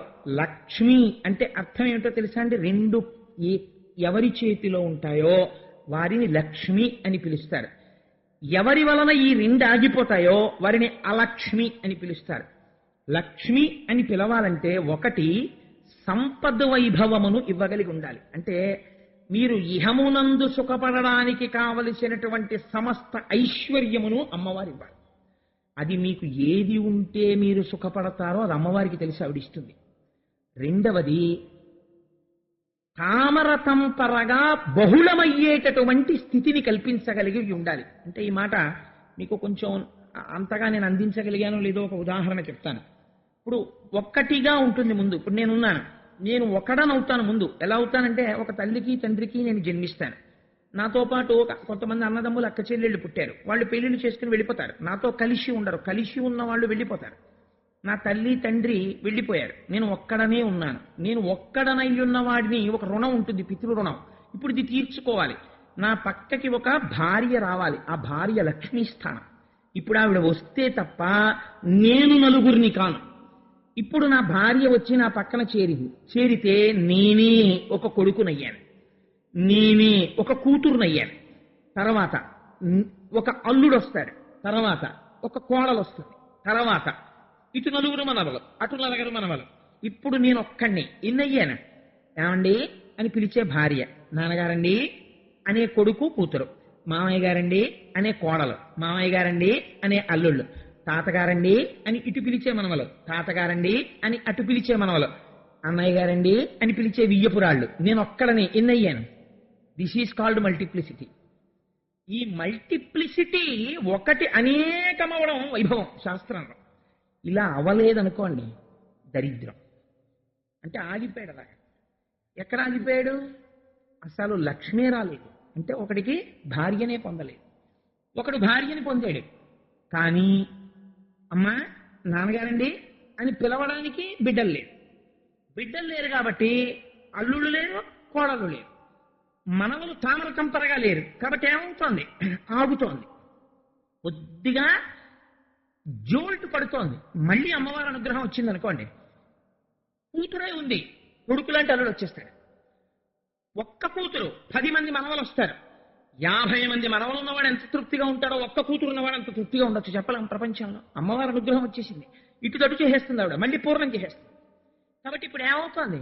ఇది పెరగలేదనుకోండి, ఒక స్థాయికి వెళ్ళిన తర్వాత ఏమంటుందో తెలుసా అండి లోకం అంటుంది. చాలా ఐశ్వర్యవంతుడే కానీ పాపం అండి పిల్లలు లేరు అంటారు. పాపం అండి పెళ్ళి అవ్వలేదు వాళ్ళ ఇంట్లో ఒక అమ్మాయికి అంటారు. పాపం వాళ్ళ ఇంట్లో 2 ఆడపిల్లలు, ఏమి కర్మమో కానీ అన్నీ ఉన్నాయి, బాగా చదువుకున్నారు, చాలా మంచి వాళ్ళు, కానీ పెళ్ళిళ్ళు అవ్వలేదు. పాపం ఆ అమ్మాయికి పెళ్లి చేశారు, పిల్లలు పుట్టలేదు. ఆయన ఎప్పుడు దిగులుగా ఉంటారు, అలా తిరుగుతూ ఉంటారు, పూజలు పునస్కారాలు అని తిరుగుతూ ఉంటారు. ఇవేవి ఈయన ప్రమేయం లేవు, ఈయన కూర్చున్నాడు హాయిగా. అంతే, తామర తంపరగా వెళ్ళిపోతోంది వంశం. కూతురికి కోరుండో సంబంధం వచ్చేసింది, మంచి సంబంధం, అల్లుడు వచ్చేసాడు, మంచి వియ్యాలారు, ఎంతో సంతోషంగా, ఏదో తోడబుట్టిన చెల్లెలతో కలిసిపోయినంత అనుబంధం కలిసిపోయింది. హాయిగా వియ్యాలవారన్న అరమరికలు లేవు. అటుపక్క నుంచి అటువంటి కోడలు వచ్చింది. ఈ కూతురు వెళ్ళిపోయింది కానీ తన కడుపున మళ్ళీ కూతురే పుట్టిందేమో అని చూసుకునే కోడలు వచ్చింది ఇంటికి. మామయ్య గారు మామయ్య గారు మామయ్య గారు అని తన వైభవాన్ని ప్రకాశింపచేస్తోంది. అటువంటి కోడలు వచ్చింది. ఇలా 2 ఏళ్లు తిరిగింది, 4 పూజలు చేశాడు, చక్కటి మనవడు పుట్టాడు. వాడు పుట్టిన దగ్గర నుంచి ఇంకా నిలబడ్డం వచ్చిందంటే వాడు తాతగారి ఉత్తరీయం తీసుకుని పంచకట్టుకుని గజేంద్ర మోక్షం పద్యాలు చెప్పడం మొదలెట్టాడు. ఉరే వీడికి ఇప్పుడే గజేంద్ర మోక్షం పద్యాలు చెప్తున్నాడు రాని పొంగిపోయాడు తాతగారు. ఎక్కడి నుంచి వస్తోంది ఐశ్వర్యం అంటే it is called the process of multiplication, multiplicity, పెరుగుతుండుట. ఇది లక్ష్మీ కటాక్షము. ఇది ఆవిడ అనుగ్రహం లేకపోతే నడవదు. రెండోది ఏమిటో తెలుసా అండి, ఐశ్వర్యము. ఐశ్వర్యము అంటే మీరు ఒకటి గుర్తుపెట్టుకోండి, మీరు కోరుకున్నది కాదు. బ్యాంకులో 10 కోట్లు ఉన్నాయి, మీకు నిద్ర పట్టదు భయం. అది కాదు ఐశ్వర్యం అంటే. ఐశ్వర్యం అంటే ఏమిటో తెలుసా అండి, ఎన్నడూ ఇలా చెయ్యి చాపి అడగలేదు ఒకరి దగ్గరికి వెళ్ళి, ఎన్నడూ తన ఇంట అన్నవస్త్రాలకి లోటు లేదు. తను ఒక భోగం అనుభవించాలి అని మనసులో అనుకోగానే అది కూడిపోతుంది. తనకసలు ఆ కోరిక పుట్టదు. కానీ తనవారైన వారి కోసం ఎప్పుడో అనుకున్నాడు, ఈ భోగం ఉంటే బాగుండు వీళ్ళకి అనుకున్నాడు, అంతే భోగం వచ్చేస్తుంది. లోపల తలంచగానే భోగము సమకూరుతుంది. అంటే వాడి ఎందు ఏముంటుందో తెలుసా అండి, లక్ష్మీ కటాక్షమున్నది. ఇప్పుడు ఇదే మీకు కావలసింది. మీరు కూర్చుకోగలరా చెప్పండి నాకు? మీరు కూర్చుకోలేరు. అమ్మవారి అనుగ్రహం ఉంటే నడుస్తుంది. ఈ లక్ష్మీ తత్వంలో ఉన్న రహస్యం ఏమిటో తెలుసా అండి, ఐశ్వర్యం ఒకటే ఉంటే కళ్ళు మూసుకుపోతాయి. ఈశ్వరానుగ్రహం కలవలేదనుకోండి, కలవకపోతే ఎలా వచ్చిందో అలా వెళ్ళిపోతుంది ఆవిడ. అందుకే చించల లక్ష్మి ఆవిడ తప్పు కాదు, మన తప్పు. నారాయణుణ్ణి మరిచిపోతాం, జగత్తంతా వ్యాపించిన పరబ్రహ్మాన్ని మరిచిపోయి భోగం ఒక్కటే ఉండిపోవాలి నాకంటాం. లక్ష్మీదే ఉండిపోతే చాలు, నారాయణుడు మాకెందుకండి అంటాం. అంటే ఆవిడ ఏం చేస్తుంది, నా భర్తకి గౌరవం లేని చోట నేను ఉండను రా దుర్మార్గుడా. ఓ పూజ లేదు, ఓ పునస్కారం లేదు, ఓ పుణ్యం లేదు, ఓ పురుషార్థం లేదు. రావణాసురుడు ఐశ్వర్యంలా ఉంటుంది. వాడికన్నా ఐశ్వర్యం వెలిగించిన వాడు ప్రపంచంలో లేడు. గత జన్మలో తపస్సుంది, వెలిగింది కాసేపు, పోయినప్పుడు ఎలా పోయింది, భయంకరంగా పోయింది. అందుచేత ఏమవుతుంది, అదే లక్ష్మీ అనుగ్రహం ఉంది, ఏమైంది, ఒక్కొక్క బెట్టి ఎక్కిస్తుంది, తామర తంపరగా చేయిస్తుంది, గౌరవాన్ని ఇప్పిస్తుంది. ఇల్లు ఎప్పుడు పాలు పొంగినట్టు పొంగుతూ ఒక్కొక్క ఇల్లు చూడండి. ఏమిటో కానండి, ఆ ఇంట్లో వాళ్ళు ఎప్పుడూ సరదాయే, ఎప్పుడూ సంతోషమే. కాసేపు అలా తిరుపతి వెళ్ళిపోతారు, కాసేపు ఇలా ఎక్కడికో వెళ్ళిపోతారు, కాసేపు అలా వెళ్ళిపోతారు. ఆ డబ్బులు ఎక్కడి నుంచి వస్తాయో తెలియదు, ఎప్పుడు సంతోషమే, ఎప్పుడు హడావిడే. ఏదో ఆ పూజ చేయాలంటారు, ఈ పూజ చేయాలంటారు, ఈ పుస్తకం చదువుకోవాలంటాడు, అక్కడికి పరిగెడుతుంటాడు, ఇక్కడ పరిగెడుతుంటాడు. హీ మేక్స్ హిమ్సెల్ఫ్ బిజీ ఈశ్వర కార్యంలో. ఆ ఈశ్వరుడు యందు మగ్నమైన మనస్సు ఈశ్వరానుగ్రహంతో ఇల్లు చక్కబట్టబడుతూ ఉంటుంది. ఇదే సృష్టి కారణంబు. లక్ష్మీ అనుగ్రహానికి నీ అంత నువ్వు ఎలా ప్రయత్నించాలో, ఏది నీ జీవితాన్ని ఉద్ధరిస్తుందో పోతన గారు చెప్పేశారు. కాబట్టి ఆ తల్లి అనుగ్రహం ఎక్కడ పడిందో అక్కడ ఇవన్నీ ఉంటాయి సుమా. భావించి ఒక మాట బ్రహ్మాండమంతయు ఆటల బొమ్మరిల్లని తలంచు. ఆ తల్లి తామర పువ్వులో కూర్చుని అనుకుందిట, ఈ బ్రహ్మాండాలన్నీ నేను ఆడుకునే బొమ్మరిల్లు అనుకుందిట. నిజమే కదా, ఆవిడ అనుగ్రహం తలుచుకుందా బొమ్మల పెళ్లిళ్ళు చేసేస్తుంది. రుక్మిణీ కళ్యాణంలో విందురు గాని కన్నెపిల్లలతో ఈసారి రుక్మిణీ కళ్యాణం బ్రహ్మాండంగా భారీ ఎత్తున, దానికి అసలు లిమిట్ లేదు. ఈ గ్రౌండ్ నిండిపోయి రోడ్డెక్కేసినా సరే అంతమందికి రుక్మిణీ కళ్యాణం కన్నెపిల్లలతో చేయించాలని సంకల్పం చేశాం ఆ పద్యాలను అనుసంధానం చేసి. అందుకని బొమ్మల పెళ్లిళ్ళు చేసే బ్రహ్మాండంలా అనుకుంటుంది. బోలించి ఒక మాట భువనంబులన్నీయు తన ఇంటిలో దొంతులని తలంచు. ఒక్కొక్కసారి అనుకుంటుందట, ఈ భువన భాండాలన్నింటినీ చూసి ఇవన్నీ నా ఇంట్లో పెట్టుకున్న బొమ్మలు ఆట వస్తువులు ఇవి అనుకుంటుంది. అంటే అమ్మవారి క్రీడా పరికరాలు ఈ బ్రహ్మాండాలన్నీ. పాటించి ఒక మాట బ్రహ్మాది సురలను తన ఇంటిలో బొమ్మలని తలంచు. బ్రహ్మాది దేవతలందరినీ చూసి ఇవన్నీ బొమ్మలు, నేను ఆడుకుంటుంటాను మా ఇంట్లో పెట్టుకుని, నేను తలుచుకుంటే బ్రహ్మ కుర్చీలో కూర్చోబెడతాను, బ్రహ్మ అవుతాడు. నాకు కోపం వస్తే తీసేస్తాను ఆ కుర్చీలోంచి, వాడు వెంటనే మళ్ళీ బికారైపోతాడు. అంటే అమ్మవారి అనుగ్రహాన్ని చెప్తున్నారు. బొమ్మలాట కింద ఆడించగలదా? తలుచుకుంటే ఇలా బొమ్మను తీసుకెళ్లి కుర్చీలో పెట్టి రాజు అంటు, ఆవిడ కోపం వచ్చినట్టే తీసేసి తరాజు అంటు. అందుకని ఏమైపోయింది అంటే, పాటించి ఒక మాట బ్రహ్మాది సురులను తన ఇంటిలో బొమ్మలని తలంచు. గొనకని ఒక మాట కుంభినీ చక్రంబు నలవడ బొమ్మ పీటని తలంచు. ఈ భూమిని అంతటినీ చూసి అనుకుంటుందట, ఇది నేను బొమ్మలు పెట్టుకునే పీట అనుకుంటుందట. మరి అన్ని బొమ్మలేగా ఉన్నవి, ఆడుతున్నాయిగా. సొలసి యొక్క మాట సూర్యేందు రోజుల అచటి దీపకళికలని తలంచు. ఆ సూర్యుణ్ణి చంద్రుణ్ణి చూసి, అవును నేను చక్కగా ఆడుకుంటూ మా ఇంట్లో మా నాన్నగారు, అమ్మ దీపం పెట్టరా ఆడపిల్లవి అంటే, నేను వెలిగించిన దీపాలు 2 అంటుంటుంది. భామ ఒక్క మాట భారతీ దుర్గల ఆత్మసకులటంచు ఆదరించు. పార్వతీదేవిని సరస్వతీదేవిని వీళ్ళిద్దరూ నా సఖులు అని చెప్పి వాళ్ళిద్దరిని ఆదరించి, ఇద్దరిది చెరో చెయ్య పట్టుకుని దగ్గర కూర్చోపెట్టుకుని కబుర్లాడుతుంది. ఎందుకని మరి ముగ్గురమ్మలలో అమ్మ కదా అని. ఇప్పుడు ఆ దండ పట్టుకుని ఎవరి మెడలో వెయ్యాలి అని బయలుదేరుతోంది. నిజంగానండి, అందుకే లక్ష్మీదేవి మనస్సులో ఉన్న పద్యాలు వింటే కన్యపిల్లకి కూడా అటువంటి భర్తలు వస్తారు అంటారు. ఆవిడ జగత్తులకంతటికీ తల్లి. కానీ ఒక ఆడపిల్ల తనకి కాబోయే భర్త గురించి ఎలా ఆలోచించుకుంటుందో అలా ఎంత గొప్పగా ఆలోచించిందో చూడండి. 5వ నయ్యుండనలవడదొక చోట ఒక చోట సవతితో ఓర్వరాదు. తగనొక చోట అంతంత వైభవంబు కాదొక చోట వేడిని ఉండబోల. ఒక చోట కరుణ లేదొక్కింత వెతికిన ఒక చోట డగ్గరి ఉండబెట్ట. నెరయంగనొక చోట నిలుకడ చాలదు చర్చింపనక చోట జడత కలదు. కొన్ని చోట్ల కామగుణ గరిష్టంబులు క్రోధ సంయుతంబులు కొన్ని యొడలు, కొన్ని మోహ లోభ కుంఠితంబులు, కొన్ని ప్రమద మత్సరానుభావకములు. అందరినీ చూసింది.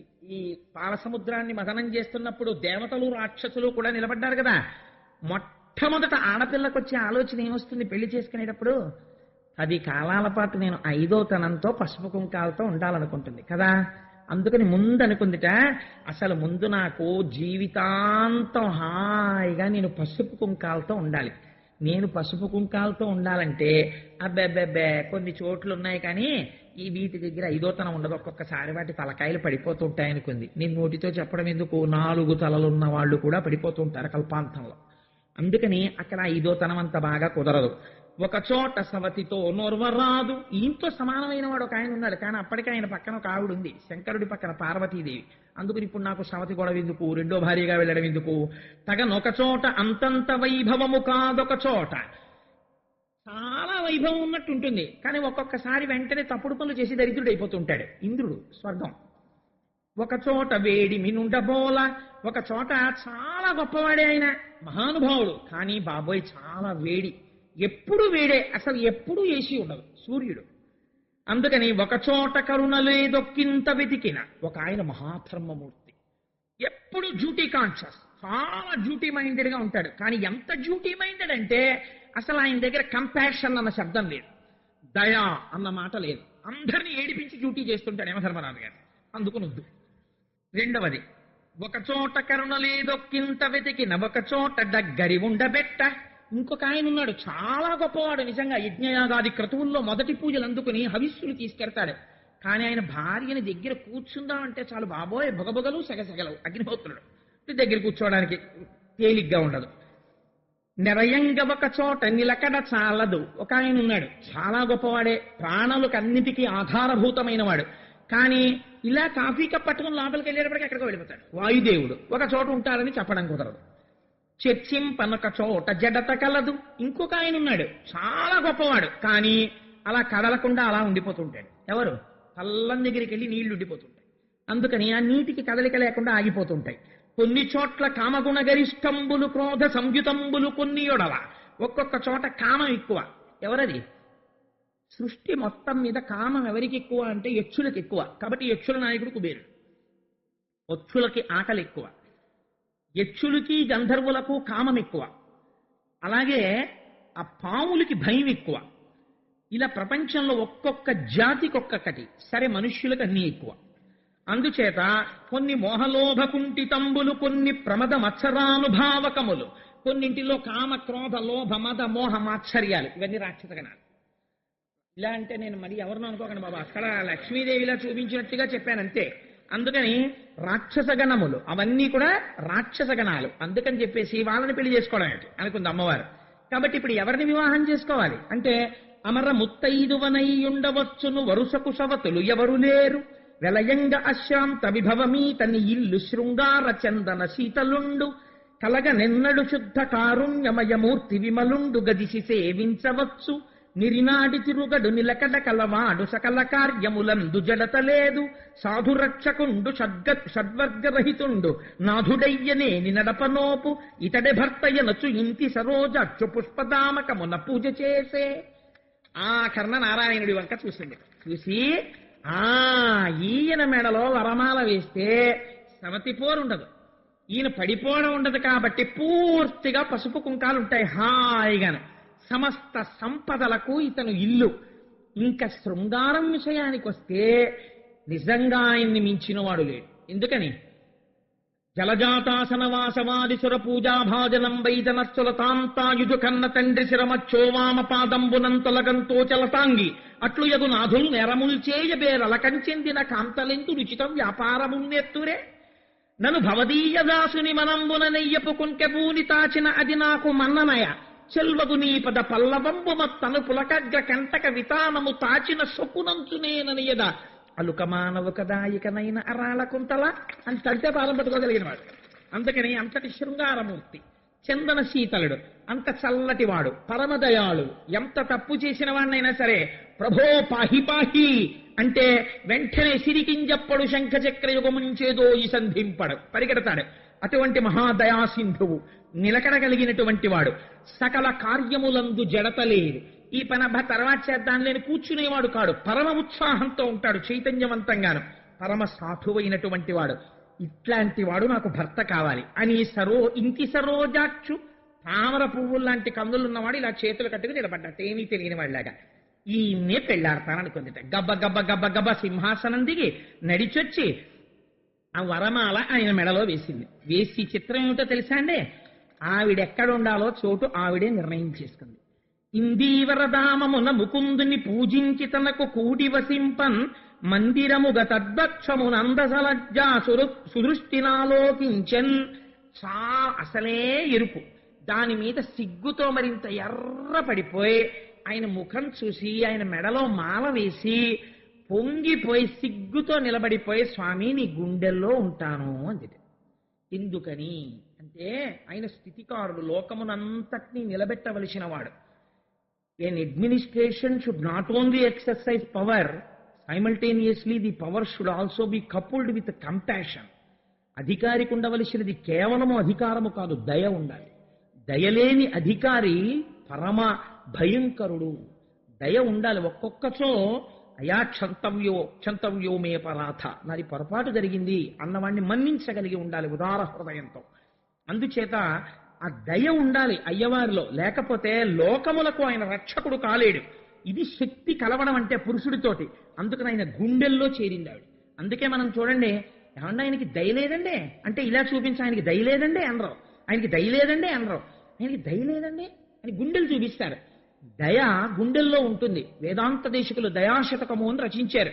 అమ్మవారు గుండెల్లో ఉంటుందంటే అయ్యవారు దయామూర్తి అయ్యున్నాడు అని గుర్తు.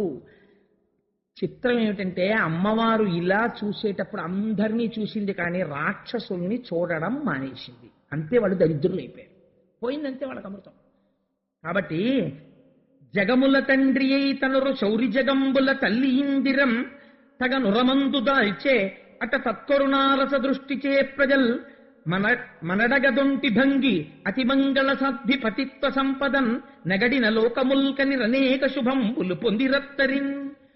ఆ అమ్మవారు అయ్యవారితో కలిసి అమ్మవారు సంతోషంతో ఇలా చూడగానే లోకములన్నిటినీ మంగళమును పొందాయి. ఏమిటి మంగళం? మీకు నేను ఒక రహస్యం చెప్తాను.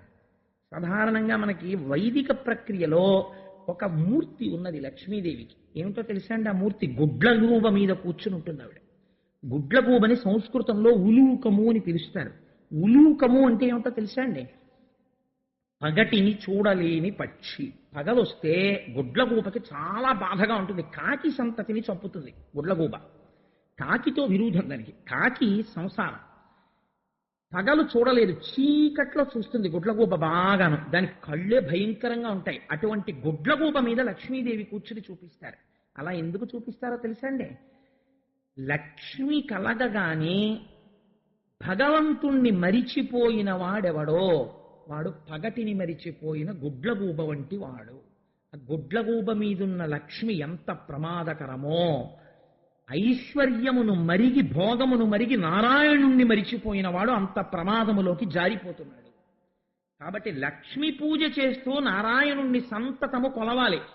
భక్తి జ్ఞానములతో మీరిద్దరూ తల్లిదండ్రులని ఇద్దరినీ కలిపి నమస్కారం చెయ్యాలి. అందుకే కనకధారా స్తోత్రంలో ప్రతి శ్లోకం లక్ష్మీనారాయణుణ్ణి కలిపి పూజ చేస్తుంది. రేపు లక్ష్మీనారాయణ స్తవంగా కనకధార చేయడానికి కారణం అదే. అందుకని అమ్మవారు అలా కలిసి నారాయణుడి యొక్క శక్తిగా మారగానే లోకములకన్నిటికీ ఆయన కళ్యాణమును కటాక్షించిన వాడై ఉన్నాడు. ఇప్పుడు మామగారు అయ్యాడు సముద్రుడు కదండి. మామగారు ఎప్పుడవుతాడు? కన్యాదానం చేస్తేను అమ్మాయి అయ్యవారి దగ్గరికి చేరితే తాను మామగారు అవుతాడు. ఇప్పుడు తను మామగారు అయ్యాడు. ఇప్పుడు మామగారు అయ్యాడు కాబట్టి మామగారైన వాడు ఏం చెయ్యాలో తెలుసా అండి? కొడుకుకి అల్లుడికి అభేదం పాటించాలి. అందుకని కొడుక్కి ఎంత అమూల్యమైన ఇంట్లో ఉన్న వస్తువు ఇస్తాడో అల్లుడికి కూడా అలా ఇవ్వగలగాలి. ఎందుకంటే తను పితృపంచకంలోకి వెళ్ళాడు, తండ్రి అయ్యాడు ఇప్పుడు. అందుకని మామగారు అవగానే సముద్రుడు ఏం చేశాడో తెలుసా అండి? తనలో ఉన్న కౌస్తుభాన్ని తీసుకొచ్చి శ్రీమన్నారాయణుడికి బహూకరించాడు. ఆ కౌస్తభాన్ని మెడలో పెట్టుకున్నాడు. ఒక పక్క శ్రీవత్సం అనే పుట్టుమచ్చ మెరుస్తోంది. హృదయమునందు లక్ష్మీదేవి మెరిసిపోతోంది. ఆపాల వెల్లి కూతురు దీపుల చూపులను దోగి తిలకించి ప్రజల్ చేపట్టిరి సంపదలను ప్రాపించను మేలు జగము బ్రతికెనరేంద్ర. ఈ నారాయణుడితో కలిసిన లక్ష్మి ప్రసన్నమైన దృక్కులతో ఇలా చూస్తుంటే లోకాలన్నిటికీ వాళ్ళ కోరికలు తీరినవి. పాలేటి రాచకన్నియ మేలారెడు చూపు లేక మిడుమిడు కంచుం జాలింపుర పురబొక్కుచు తూలిరి రక్కసులు కీడు తోచిన నధిపా. లక్ష్మీదేవి చూపు రాక్షసుల మీద మాత్రం పడలేదు. దానివల్ల ఏమైంది? వాళ్ళకి కీడు ప్రారంభమైపోయింది. అమ్మవారి యొక్క అనుగ్రహమునకు కారణమేమి? అమ్మవారి చూపే కారణము. అందుకే అమ్మవారిని మీనాక్షి అని పిలుస్తారు. మీనాక్షి అంటే చాప ఒక పని చేస్తుంది. ఆడచాప నీటిలో ఉండగా చాప పిల్లలు ఎదురుగుండా వచ్చి అమ్మతో అంటాయి, అమ్మా ఆకలేస్తోందమ్మా అంటాయి. అంటే చాపకి స్తన్యం ఇవ్వడం ఉండదు. అది ఏం చేస్తుందంటే చాప పిల్లలన్నిటి వంక పరమదయతో ఒకసారి అలా చూస్తుంది. ఇది తాబేలు చేస్తుంది, చాప చేస్తుంది. పరమ సంతోషంగా ప్రీతితో చూస్తుంది. చూడగానే వెంటనే చాప పిల్లలకి కడుపు నిండి. ఇలా చెయ్యగలిగిన శక్తి ఒక్క చాపకుంది. అందుకే అమ్మవారికి మీనాక్షి అని పేరు. మీరు ఒక్క స్తోత్రం సంతోషంగా చేస్తే అమ్మ పరమ సంతోషంతో ఇలా చూస్తుంది. అది చూడగానే మీ కోరికలు తీరిపోతాయి. అంతే. అంతే. అమ్మవారు చూడ్డానికి ఏం చేయాలి? అమ్మా అని ప్రీతిగా పిలవాలి. కాయిక కైంకర్యంగా పూజ చెయ్యాలి. కనకధార స్తోత్రాన్ని అనుసంధానం చెయ్యాలి. అందుకే రేపు పూజతో కనకధార అనుసంధానం చేయడానికి కారణం అది. సరే, ఇంత అద్భుతంగా పాలేటి రాసకన్య, ఎంత గొప్ప మాట అన్నారో చూడండి. ఆ పాల సముద్రం అనబడేటటువంటి రాజు యొక్క కూతురైనటువంటి లక్ష్మీదేవిని పొంది శ్రీమన్నారాయణుడు తరించాడు. కన్యాదానం చేసి సముద్రుడు తరించాడు. అమ్మవారి యొక్క అనుగ్రహాన్ని పొంది ఇంద్రుడు తరించాడు. ఇప్పుడు ఇంద్రుడికి రాజ్యం రాబోతోంది. రాక్షసులకి వచ్చిన రాజ్యం జారిపోబోతోంది. కీడు ఎలా తోచింది? కీడుకి ఫలితమేమి? మీరు విందురు గాని కీడుకి ఐశ్వర్యం పోయే ముందు మొదట ఏముంటుందో తెలుసా అండి? దెబ్బలాటలు వస్తాయి.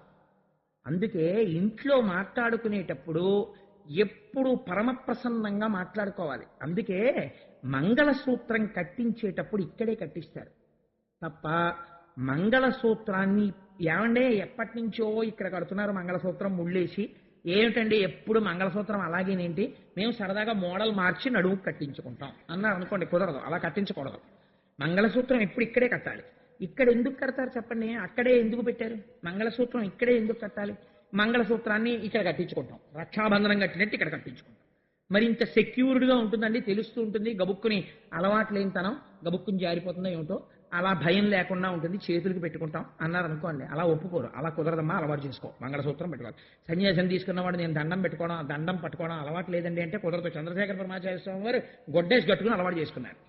అందుకని మంగళసూత్రం అలవాటు చేసుకోవాలంతే. అంతేకాని ఇది ఏదో కొత్తగా ఉంది అంటుంటారు ఆడపిల్లలు పెళ్ళైన కొత్తల్లో, అయినా అలవాటు చేసుకోవాలంతే. అది మరి మంగళసూత్రం ఎందుకు ఇలా మెడలో కడతారు అంటే ఒక రహస్యం ఉంది. మీకు నేను చెప్పేస్తాను రహస్యం ఏమిటో తెలుసా అండి? ఇక్కడ ఏముంటాయి? జ్ఞానేంద్రియాలు ఉంటాయి. కళ్ళు, ముక్కు, చెవులు, నాలుక, మేధస్సు, బుద్ధి, నిర్ణయాలు చేసేవంతా ఇక్కడ ఉంటుంది శక్తి. ఇది నిర్ణయం చేస్తుంది. కంప్లైంట్స్ అన్నీ ఎక్కడి నుంచి వస్తాయి? ఈ కింద నుంచి వస్తాయి. నేను ఇలా కూర్చున్నట్టుగా ఓ దోమ వచ్చిన అరికాలు ఓహో కరిచేస్తోంది అనుకోండి.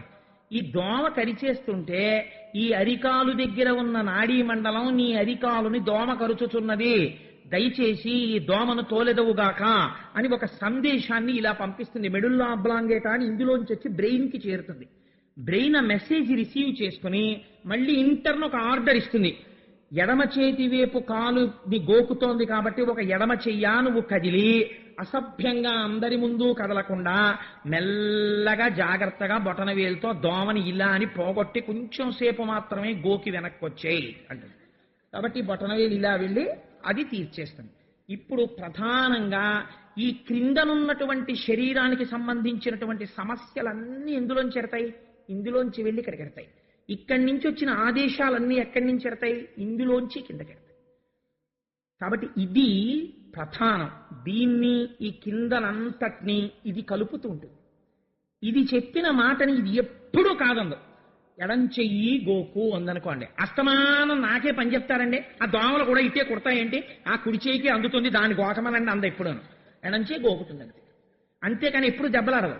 అందుకే బుద్ధిస్థానము పెద్దవాణ్ణే పెళ్లి చెయ్యాలి. అందుకే ఆడపిల్ల పెద్దదైతే ఆయుక్షీణం అంటారు.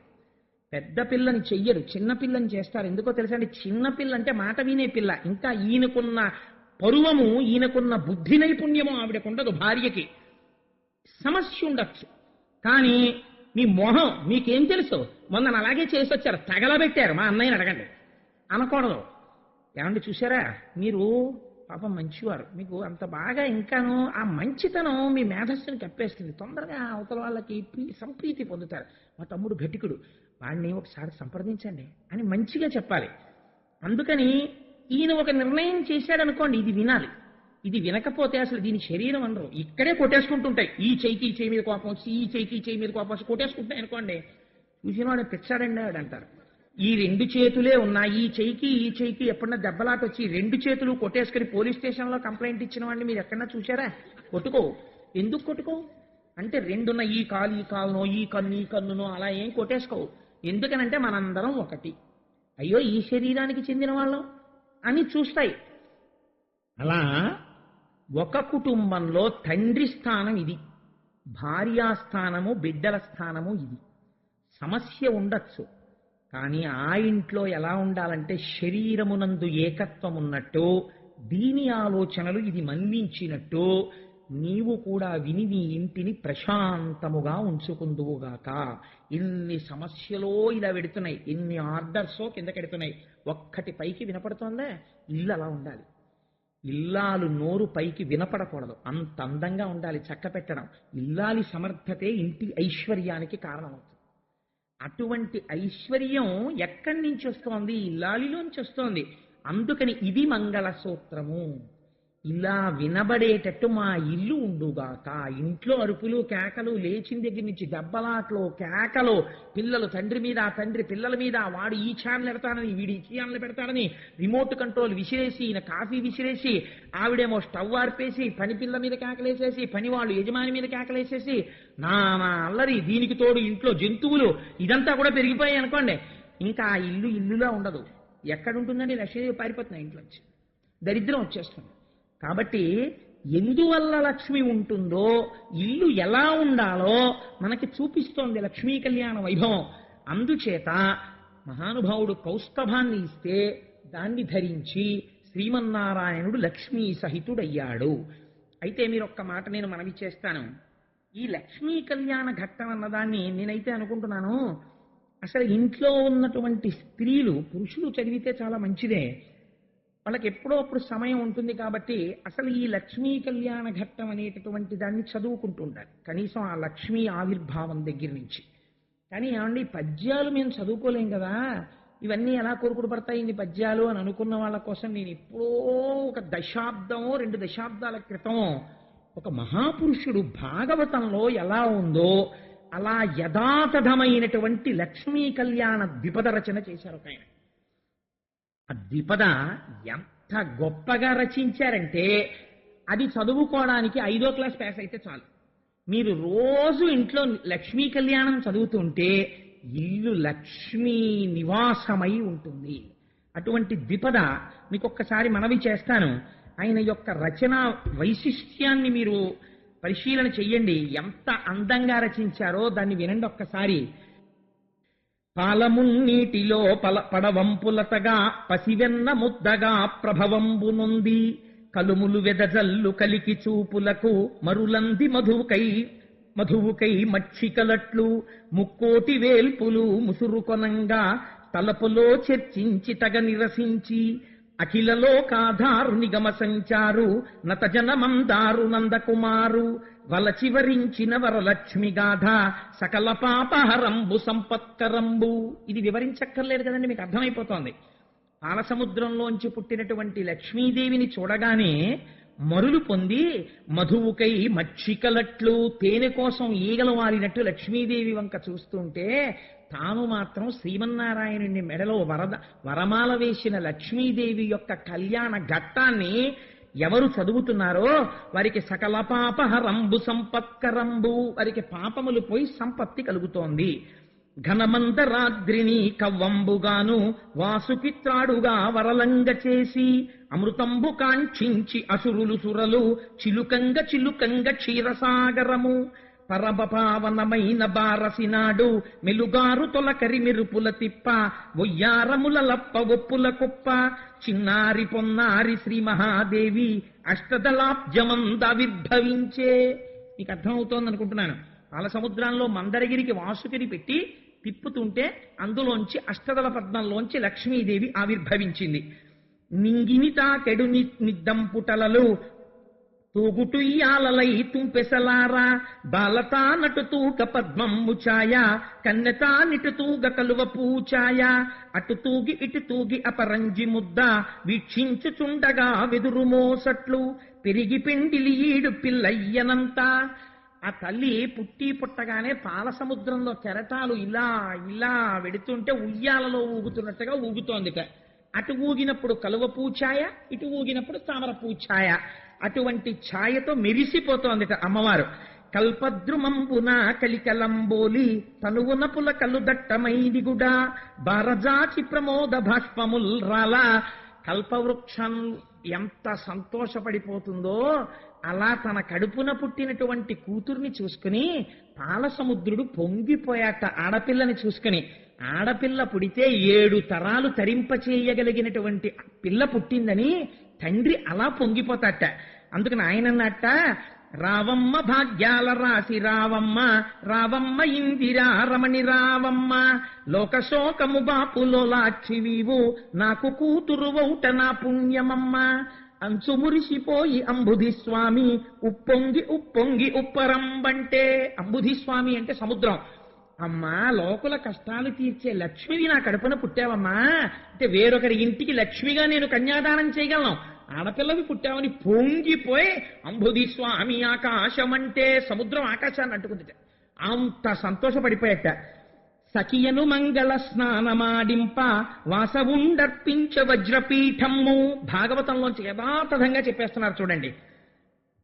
సఖియను మంగళ స్నానమాడింప వాసవుండర్పించ వజ్రపీఠము పూతన దీజల పూర్ణ పుణ్యా కలశాలతోడ దిగ్గజములవ్వేళ జలజాత గంధికి జలకమ్ములార్చే బంగారు సరి గంచు పట్టు పుట్టమ్ము కట్టంగ సుతకిచ్చ కలశవారాశి అంటే సముద్రుడు పట్టుపుట్టాన్ని తెచ్చిచ్చాడు కట్టుకోమని. వెలలేని నగలిచ్చ విశ్వకర్ముండు రాజీవముఖులైన రంభాదులంతా కురులును నగతువ్వి కుప్పెలు పెట్టి కీల్జడ సవరించి కింజల్క ధూళి చెదరని క్రొవ్విరుల్ చిక్కగ ముడిచి కలల పుట్టిన ఇండ్లు కన్నుదమ్ములకు కమ్మని కవ్రంపు కాటుక దిద్ది వెన్నెల తేటయౌ వెడదమోమునకు గుమ్మడి విత్తంత కుంకుమ పెట్టి రంభాదులు వచ్చారట. వచ్చి అమ్మవారి యొక్క కేశపాశాన్నంతటినీ దువ్వి చక్కగా జడేసి పూలు పెట్టి అమ్మవారి కన్ను యొక్క కింది భాగాన్ని వేలుతో ఇలా కిందకి లాగి అందమైన కాటుక తీసి అమ్మవారి యొక్క కన్నుకి అలా వేలుతో కాటుక పెట్టేట. పెట్టి గుమ్మడి విత్తనమంత కస్తూరి బొట్టు అమ్మవారి యొక్క లలాటమునందు అలంకారం చేశారట. అత్తరు జవ్వాజి అగరు చందనము హత్తించి తనువల్లె కామె ముందటను నిలువుటద్దంపును నిలిపిరంతటను.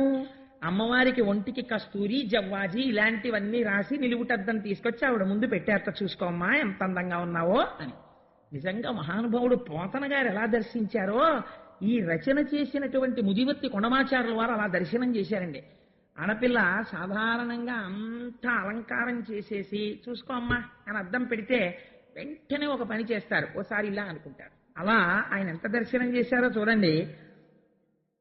తనురూపు శ్రీ లక్ష్మి దర్పణం బందు కనుబొమ్మ నిక్కగా కనుగొని నవ్వి సింహాసనము డిగ్గి చెంగల్వదండ చేదాల్చి అచ్చరల్ చేరికొల్వంగా కుచ్చెళ్ళు మీ గాళ్ళు గునిసియాడంగా గరుడ గంధర్వ రాక్షస యక్ష దివిజ సంగ మధ్యమునకు సరుగున వచ్చే.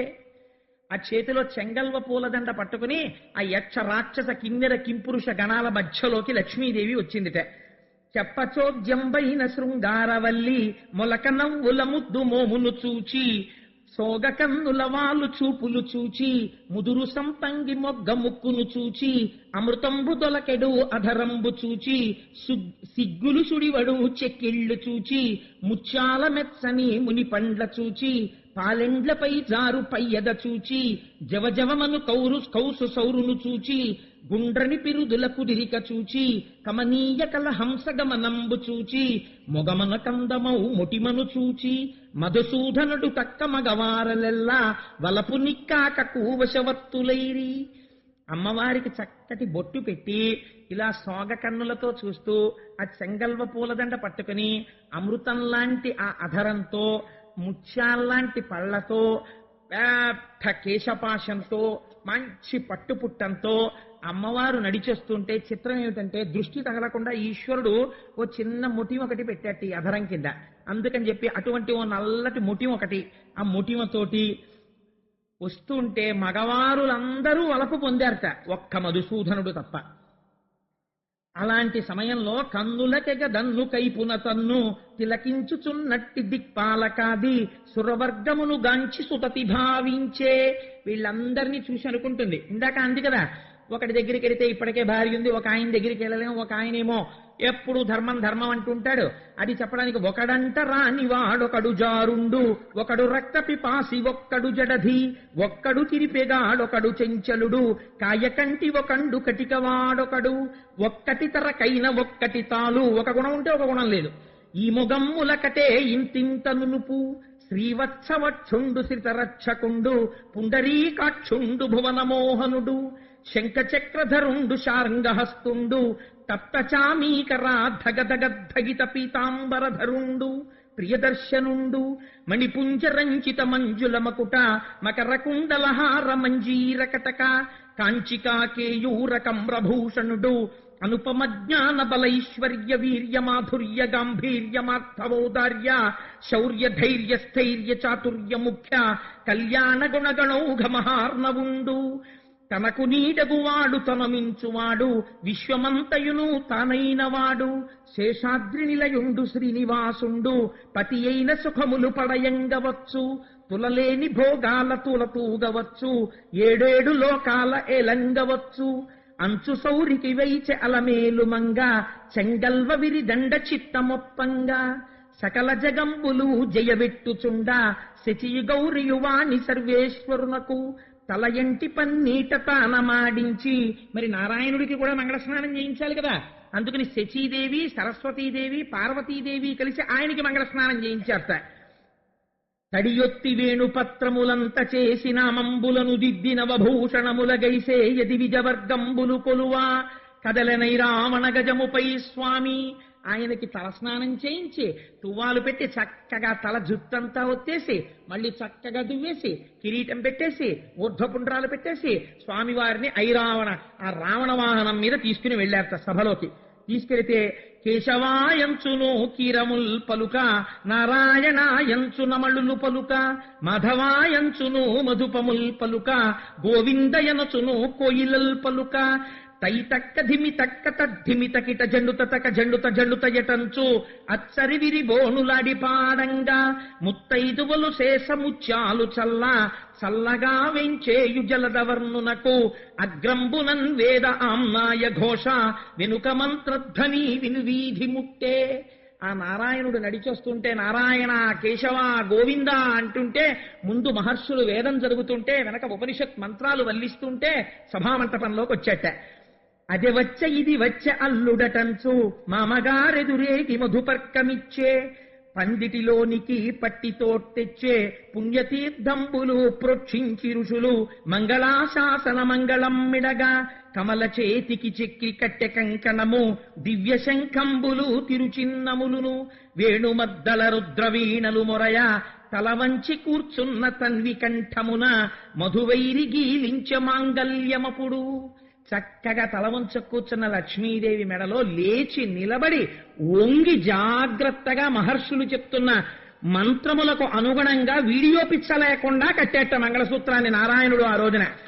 అందుచేత అలా మంగళసూత్రం కడితే ఆ చేతుల తల బ్రాలు చేకొని కూడా పోయగా వెనుకాడు పువ్వుబోని ముందు శిరము వంచిన ఎట్టు శ్రీధరు చూచి, లక్ష్మీదేవి చేతిలో తలంబ్రాలు పట్టుకుని కూడా అయ్య బాబోయ్ ఆయనేమో ఇంత ఎత్తున్నారు ఇలా చేతులెత్తి ఎలా పొయ్యడమని కొంచెం శంకతో సిగ్గుపడుతూ అలా పట్టుకుని ఉండిపోయింది తలంబ్రాలు.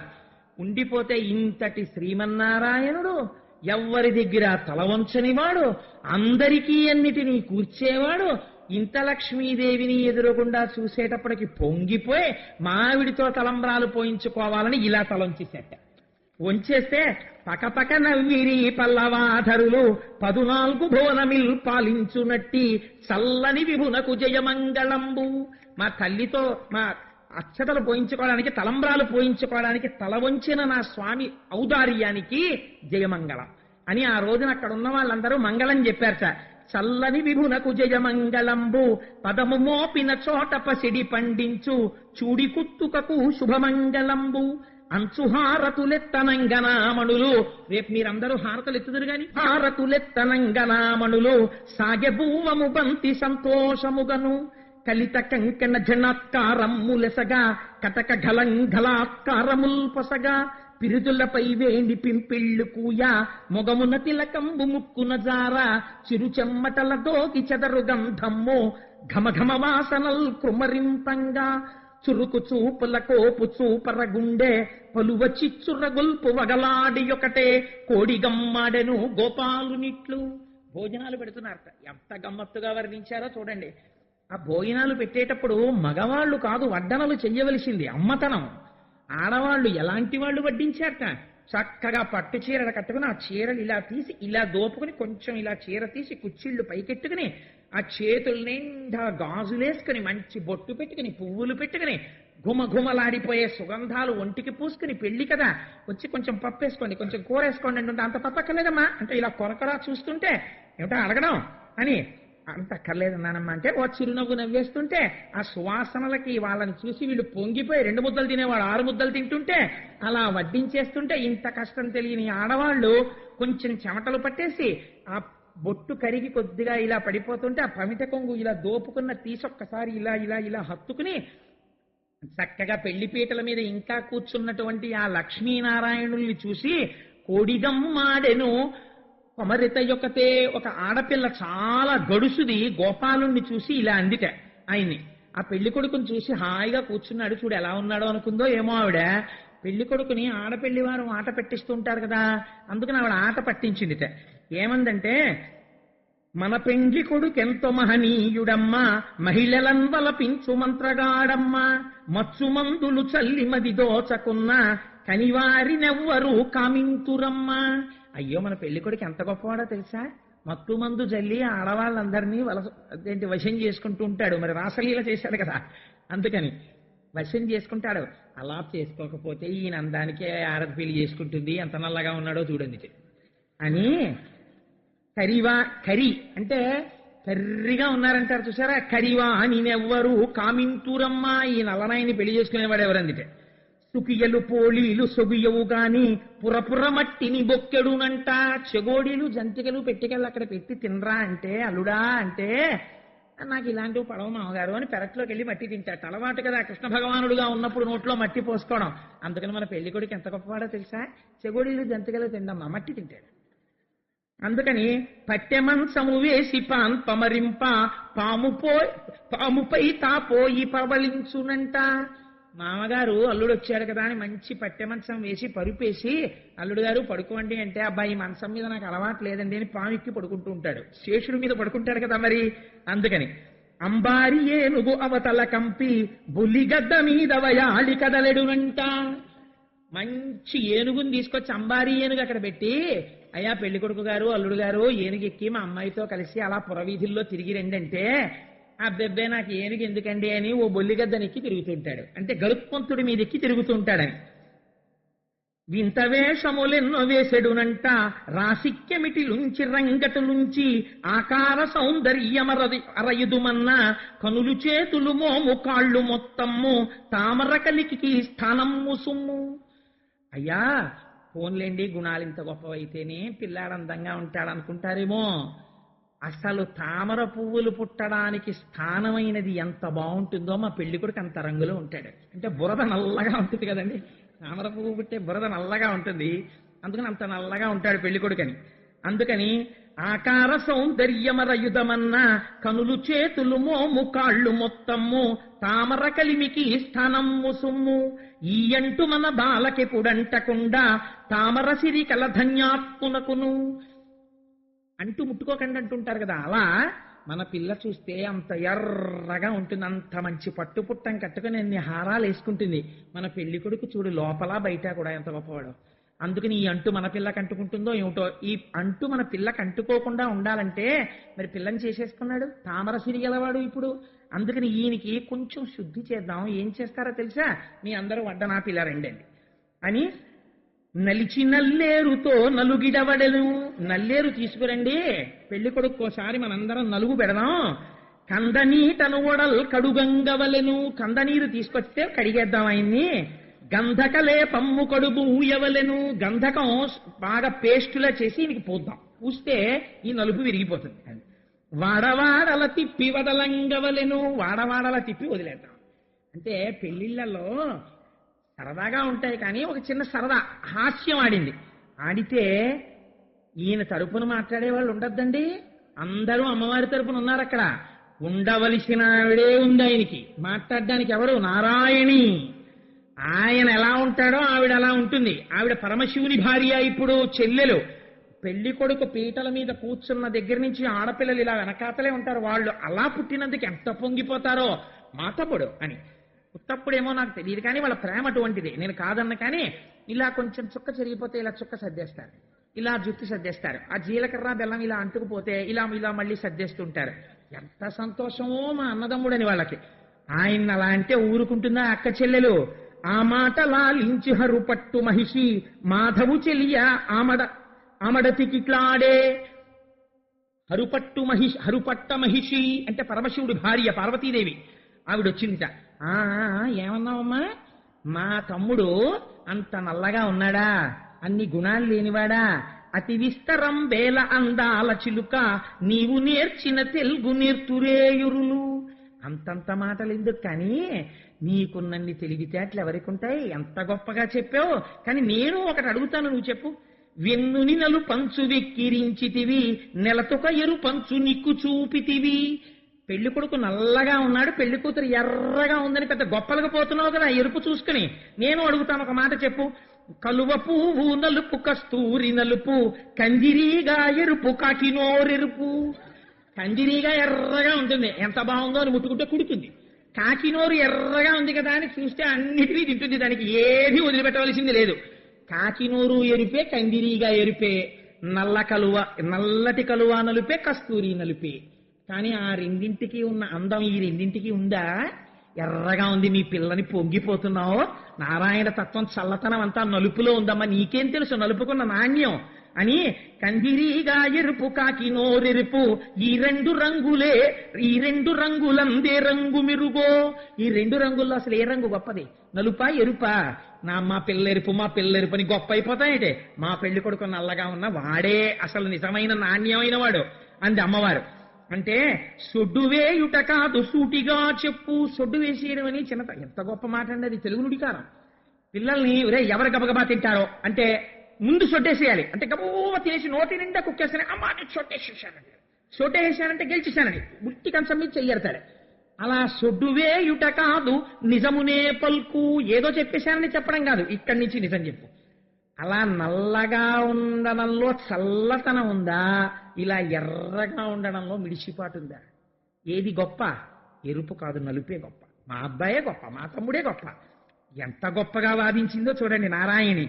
వరుని చూచిన కంట వధువును చూడు, మాయమర్మము వీడి మరిపదులాడు, కలికి కాల్సేతులు కన్నులు మోము, తామర విరిసిన తావులు కావో, తామరలో పుట్టి తామర పెరుగు, కొమ్మమేనికి దూలగొండిరా చెదవో, కందనీటి చికిత్స గరవించెదవో, ఇంతింత కన్నుల ఎగదిగ చూచి సిగ్గుతో నిమ్మోము చేత కప్పికొని, అనలు కొనలు వేయు అనురక్తితోడ, రసికత లేని మా రంగని మెడను పూలమాలను వేసి పొలుపుగా అతని గుండెలపై చేరి కులుకంగ తలచు, రంగనాయకి ఎంత రసికురాలమ్మ, శపరలోచన ఎంత చపలురాలమ్మ అని అడిగింది ఆవిడ. ఏమిటో తామర పువ్వు అంటున్నావు, మా అమ్మాయి తామర పువ్వులో పుట్టింది, తామర పువ్వులో పుట్టింది అంటున్నావు. ఒక్కసారి ఆ రేకులు విప్పి చూడు, ఎంత ఎర్ర తామరైనా, ఎంత తెల్ల తామరైనా, ఎంత నల్ల తామరైనా, ఆ పెటల్స్ అంటే రేకులన్నీ ఉండే దగ్గర కొంచెం నీలివర్ణం ఉంటుంది. అందుకని ఎంత తెల్లటి వాడికి కాస్త కాళ్ళు చేతులు నల్లగా ఉండకుండా ఉంటాయా? అసలు నీకో విషయం చెప్పనా? కన్ను ఎరుపెక్కకుండా నల్లగా ఉండడంలో కారుణ్యం ఉంది.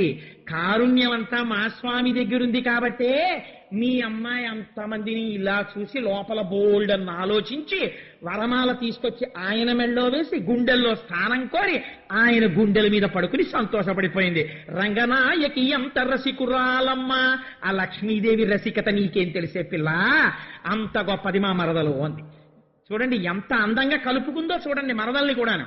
అంతేగాని దెబ్బలాట అన్నట్టు అనలేదు, ఎంత అందంగా మాట్లాడిందో చూడండి ఆవిడ. అది పార్వతీదేవి అంటే. అందుకని ఇప్పుడు మరి ఇలాంటి పిల్ల మీ పిల్లని తెలిసింది కదా, మరి ఇంత రసికురాలు కదా, అలాంటి పిల్లాడు కాకపోతే అంత ఇలా మొహం మీద చేతులు వేసేసుకుని వెళ్ళి మా అబ్బాయి మెళ్ళ మా తమ్ముడి మెళ్ళ ఎందుకు మాలేసిందో. అలాంటప్పుడు కొమ్మమే నికి దూలగొండి రాచెదవో, కందనీటి చికిత్స గరవించెదవో, ఇంతింత కన్నుల ఎగదిగ చూచి సిగ్గుతో నిమ్మోము చేత కప్పికొని, అసలు కొనలు వేయు అనురక్తితోడ, రసికత లేని మా రంగని మెడను పూలమాలను వేసి పొలుపుగా అతని గుండెలపై చేరి కులుకంగ తలచు, రంగనాయకి ఎంత రసికురాలమ్మ, శపరలోచన ఎంత చపలురాలమ్మ. శపరలోచన అంటే తుమ్మిదల వంటి కన్నులున్నది. తుమ్మిద ఎలా తిరుగుతుందో అలా నారాయణుండి తనివి తీరకుండా పైనుంచి కిందకి చూసే అలవాటు ఉన్నది. అంతటి సౌశీల్యం మీ అమ్మాయి ఏందుంది. వాళ్ళిద్దరూ అలా ఒకళ్ళనొకళ్ళు సంతోషంగా ఉన్నారు, మనం ఎందుకు ఈ హాస్యాలు అంది. ఆ నవ్వుల రవిరి మల్లె అందాలు చిందుచు అలరింపమదులు, వాళ్ళు పకపకా నవ్వారు, వీళ్ళు పకపకా నవ్వారు. ఈ నవ్వుల్లో ఆ నవ్వుల్లో కలిపి మల్లెలు విరిసాయిట పెళ్లి పందిట్లో. సకల వైభవములా జరిగెను పెండ్లి, అంపకమ్ముల వేళ అరుదించినంత, పసుపు కుంకుమ పూలు పండు టెంకాయ, తాంబూల మొడి దాల్చి తరలాక్షి లక్ష్మి, తలపు లోపల కృంకు తండ్రిని చేరి. అమ్మాయి అత్తవారింటికి వెళ్ళిపోయే సమయం ఆసన్నం అయిపోయింది. ఆ ఒడి తీసి ఆ ఒడిగంటని పెడతారు కదా, అందులో టెంకాయ పసుపు పళ్ళు కుంకం అన్నీ పెట్టారు. ఆ ఒడిగంటి ఇలా పెట్టుకుంది. నారాయణుడితో కలిసి బయలుదేరడానికి సిద్ధపడి వెనక్కి తిరిగి చూసిందిట. ఇంతటి మహానుభావుడు, ఇంత గాంభీర్యానికి పేరుగన్నవాడు, ఇన్ని విషయాలు తెలుసున్నవాడు, ఇంతటి సముద్రుడు కూడా బేలైపోయి కళ్ళమ్మట నీళ్లు తిరుగుతుండగా కూతుర్ని చూస్తున్నట్ట. దగ్గరికి వచ్చి నాయనాయని పిలిచినవ దుఃఖ బాష్ప కణములు జల జల కన్నులు రాల గుండెపై తలవాల్చి కుములు చుండంగా కడవెడుబడబాగ్ని కడుపులో ననచి శిరమును మూర్ఖుని చెక్కిళ్ళు నిమిరి. ఆయన కడుపులో బడబాగ్నిట, ఎంత గొప్ప మాట అండి. సముద్రంలో అగ్నిహోత్రం ఉంటుంది. ఎంత వేదాంతం తెలిసినవాడైనా, ఇన్ని ఉపన్యాసాలు చెప్పిన వాడైనా, ఇన్ని పుస్తకాలు చదివిన వాడైనా, ఇన్ని పూజలు చేసిన వాడైనా తన కూతుర్ని కన్యాదానం చేసి నిజంగా వెళ్ళిపోతుంటే ఎంత దుఃఖం వచ్చేస్తుందో. 10 మందిలో ఏడిస్తే బాగుండదని లోపలికి వెళ్ళి కళ్ళు తుడుచుకుంటాడు. అందుకని కడుపులో బడబాగ్ని కన్నుల తన్నా, కళ్ళల్లోకి వచ్చి కళ్ళమ్మట నీళ్ళొస్తూ ఆ తల్లి బుగ్గలు పట్టుకుని శిరస్సు ఉంచి శిరస్సు మీద ముద్దు పెట్టుకుని ఆ బుగ్గలు నిమిరి కూతురుతో సముద్రుడు అన్నట్ట, పాలపూసల తల్లి భాగ్యాల వెళ్ళి వెక్క అత్తింటికి వెళ్ళి రావమ్మ, ఆడపిల్లలకు తండ్రి అయ్యడు కంటే మతిగతి లేనట్టి మానవుట మేలు. ఆడపిల్లకి తండ్రి అవడం కన్నా ఒక మానవి పుడితే మంచిదమ్మా. ఇంత తండ్రిని నాన్నగారండి నాన్నగారండి నాన్నగారండి అని ఇంట్లో తిరిగి అత్తవారింటికి వెళ్ళిపోతుంటే తట్టుకోలేమమ్మా అన్నట్టు సముద్రుడంతటి వాడు అని వీనుల నీ పాట వినిపించుచుండా. ఆడపిల్లలు ఇళ్లలో ఎప్పుడు ఏదో పాట పాడుతుంటారు. ఆడపిల్ల అత్తారింటికి వెళ్ళిపోతుంటే అలా ఎప్పుడు ఏదో పాట పాడుతుండేది, ఆ టీవీ పెడుతుండేది. ఎందుకమ్మా టీవీ అంటే కట్టేసి నాన్నగారండి మంచి పాట అండి ఏమో పాట పాడుతుండేది. ఆడపిల్ల దెబ్బలాడలేకపోయేవాళ్ళం. ఏదో ఓ పిచ్చి పాట ఒకటి పట్టుకుని ఇలా ఇలా ఇలా డాన్స్ చేస్తుంటే ఏమిటది ఆడపిల్ల పెద్దదాని అవుతున్నాం అలా డాన్స్లు అవి చేయకూడదు అని నాన్నగారంటే మళ్ళీ గమ్ముగా ఏం తెలియనట్టు ఊరుకుని ఆ ఆడపిల్ల యొక్క సౌశీల్యం జ్ఞాపకానికి వచ్చి వీనుల నీ పాట వినిపించుచుండా కన్నుల నీ ఆట కనిపించుచుండా ఊరటతో ఎట్టులుందునేయమ్మా గడియలో నిన్ను వచ్చి కనకుంతునమ్మ అని సాగరుడు పుత్రినను అనునయింపంగా. ప్రతి తండ్రి ఈ మాట అంటాడు. ఆఖరి నోటి గుర్తు తెచ్చుకుంటాడు. పర్వాలేదులే హైదరాబాదేగా, ఎప్పుడు మూడు వస్తే అప్పుడు జనరల్ కంపార్ట్మెంట్ ఎక్కినా ఎక్కువచ్చేస్తాను, తెల్లారేటప్పటికీ నీ దగ్గర ఉంటానంటాడు. ఎందుకని కూతురు బాగా ప్రేమ పెంచుకున్నవాడు యోగ్యుడైన భర్తతో పాటు ఒకటి కోరుతుంటాడు. ఏమిటో తెలుసా అండి? ఇంత పిచ్చి పెంచుకున్న వాళ్ళు ఏ ఫారినో వెళ్ళిపోతారో ఏమిటో అంటుంటాడు. ఎందుకని తను వెళ్ళలేడని బెంగ. ఎంత పిచ్చి ప్రేమ ఉంటుందో చూడండి. తండ్రికి పైకి చెప్పుకోడంతే తేడా. ఎంత బాగా ఆవిష్కరించారో. బుద్ధులు గరపిరి పుణ్యకామినులు, అక్కడ ఉన్నటువంటి పుణ్యకామినులైన వాళ్ళు అత్తవారింటికి ఎడుతున్న ఆడపిల్లకి మంచి మాటలు చెప్పారు.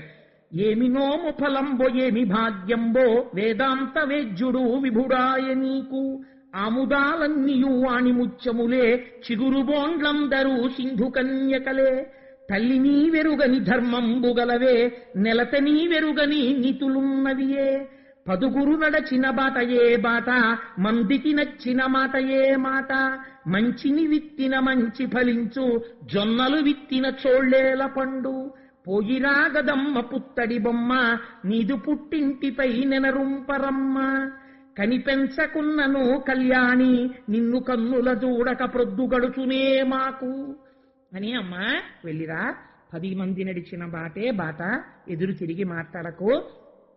అమ్మ నీకు తెలియని విషయాలున్నాయా? అయినా కూడా చెప్పకుండా ఉండలేక మంచి మాటలు చెప్పి ఆడవాళ్ళు వెళ్ళగానే ముందు మీ మరిదిని ఇంట్లోంచి పంపించేయడం మొదలుపెట్టు అని పిచ్చ మాటలు కాకుండా చక్కటి మాటలు చెప్పి ఆ తల్లికి అత్తవారింటికి పంపిస్తుంటే కనిపెంచకున్నను కళ్యాణి నిన్ను అమ్మని మేము కనలేదు, పెంచలేదు, కానీ పుట్టినంత మాత్రం చేత మాకే ఇలా ఉంటే ఆడపిల్లని కని పెంచి పెద్ద చేసి కన్యాదానం చేసేవాళ్ళు ఎంత గుండెల్లో బాధగా ఉంటారో.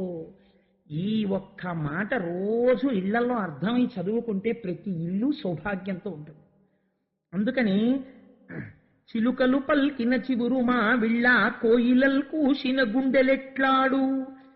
చిలుకలు ఎక్కడైనా పలుకులు పలికినా కోయిల కూసినా మా అమ్మాయి ఇలాగే పాడుతుండేది, ఇంట్లో పిచ్చి తల్లి వెళ్ళిపోయింది పెళ్లి చేసుకుని అని గుర్తొస్తుంది.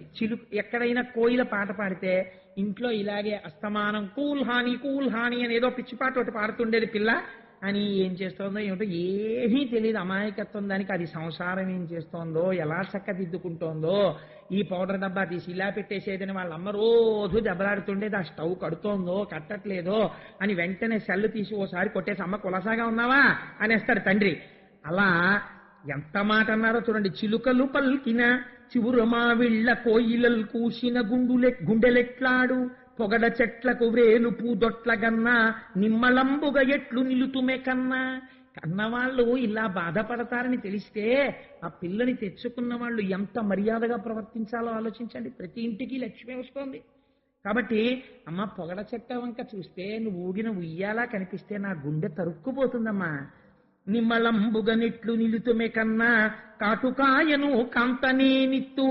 విచిత్రం ఏమిటంటే అని తండ్రి అన్న తర్వాత, అమ్మా చక్కగా వెళ్ళిరా, వేదాంత విద్యుడమ్మా నీ భర్త, సంతోషంగా వెళ్ళిరా అని ఒక తల్లి కాటుక భరిని ఇచ్చిందిట. రేపటి రోజున సరే నేను చెప్పచ్చు ఎందుకు వచ్చింది ఇప్పుడు, అది అదో పెద్ద అల్లరై కూర్చుంటుందేమో మళ్ళీ అంటే, సరే నోటి వెంట వచ్చేసింది కాబట్టి ఎందుకు పూర్తి చేయకూడదు.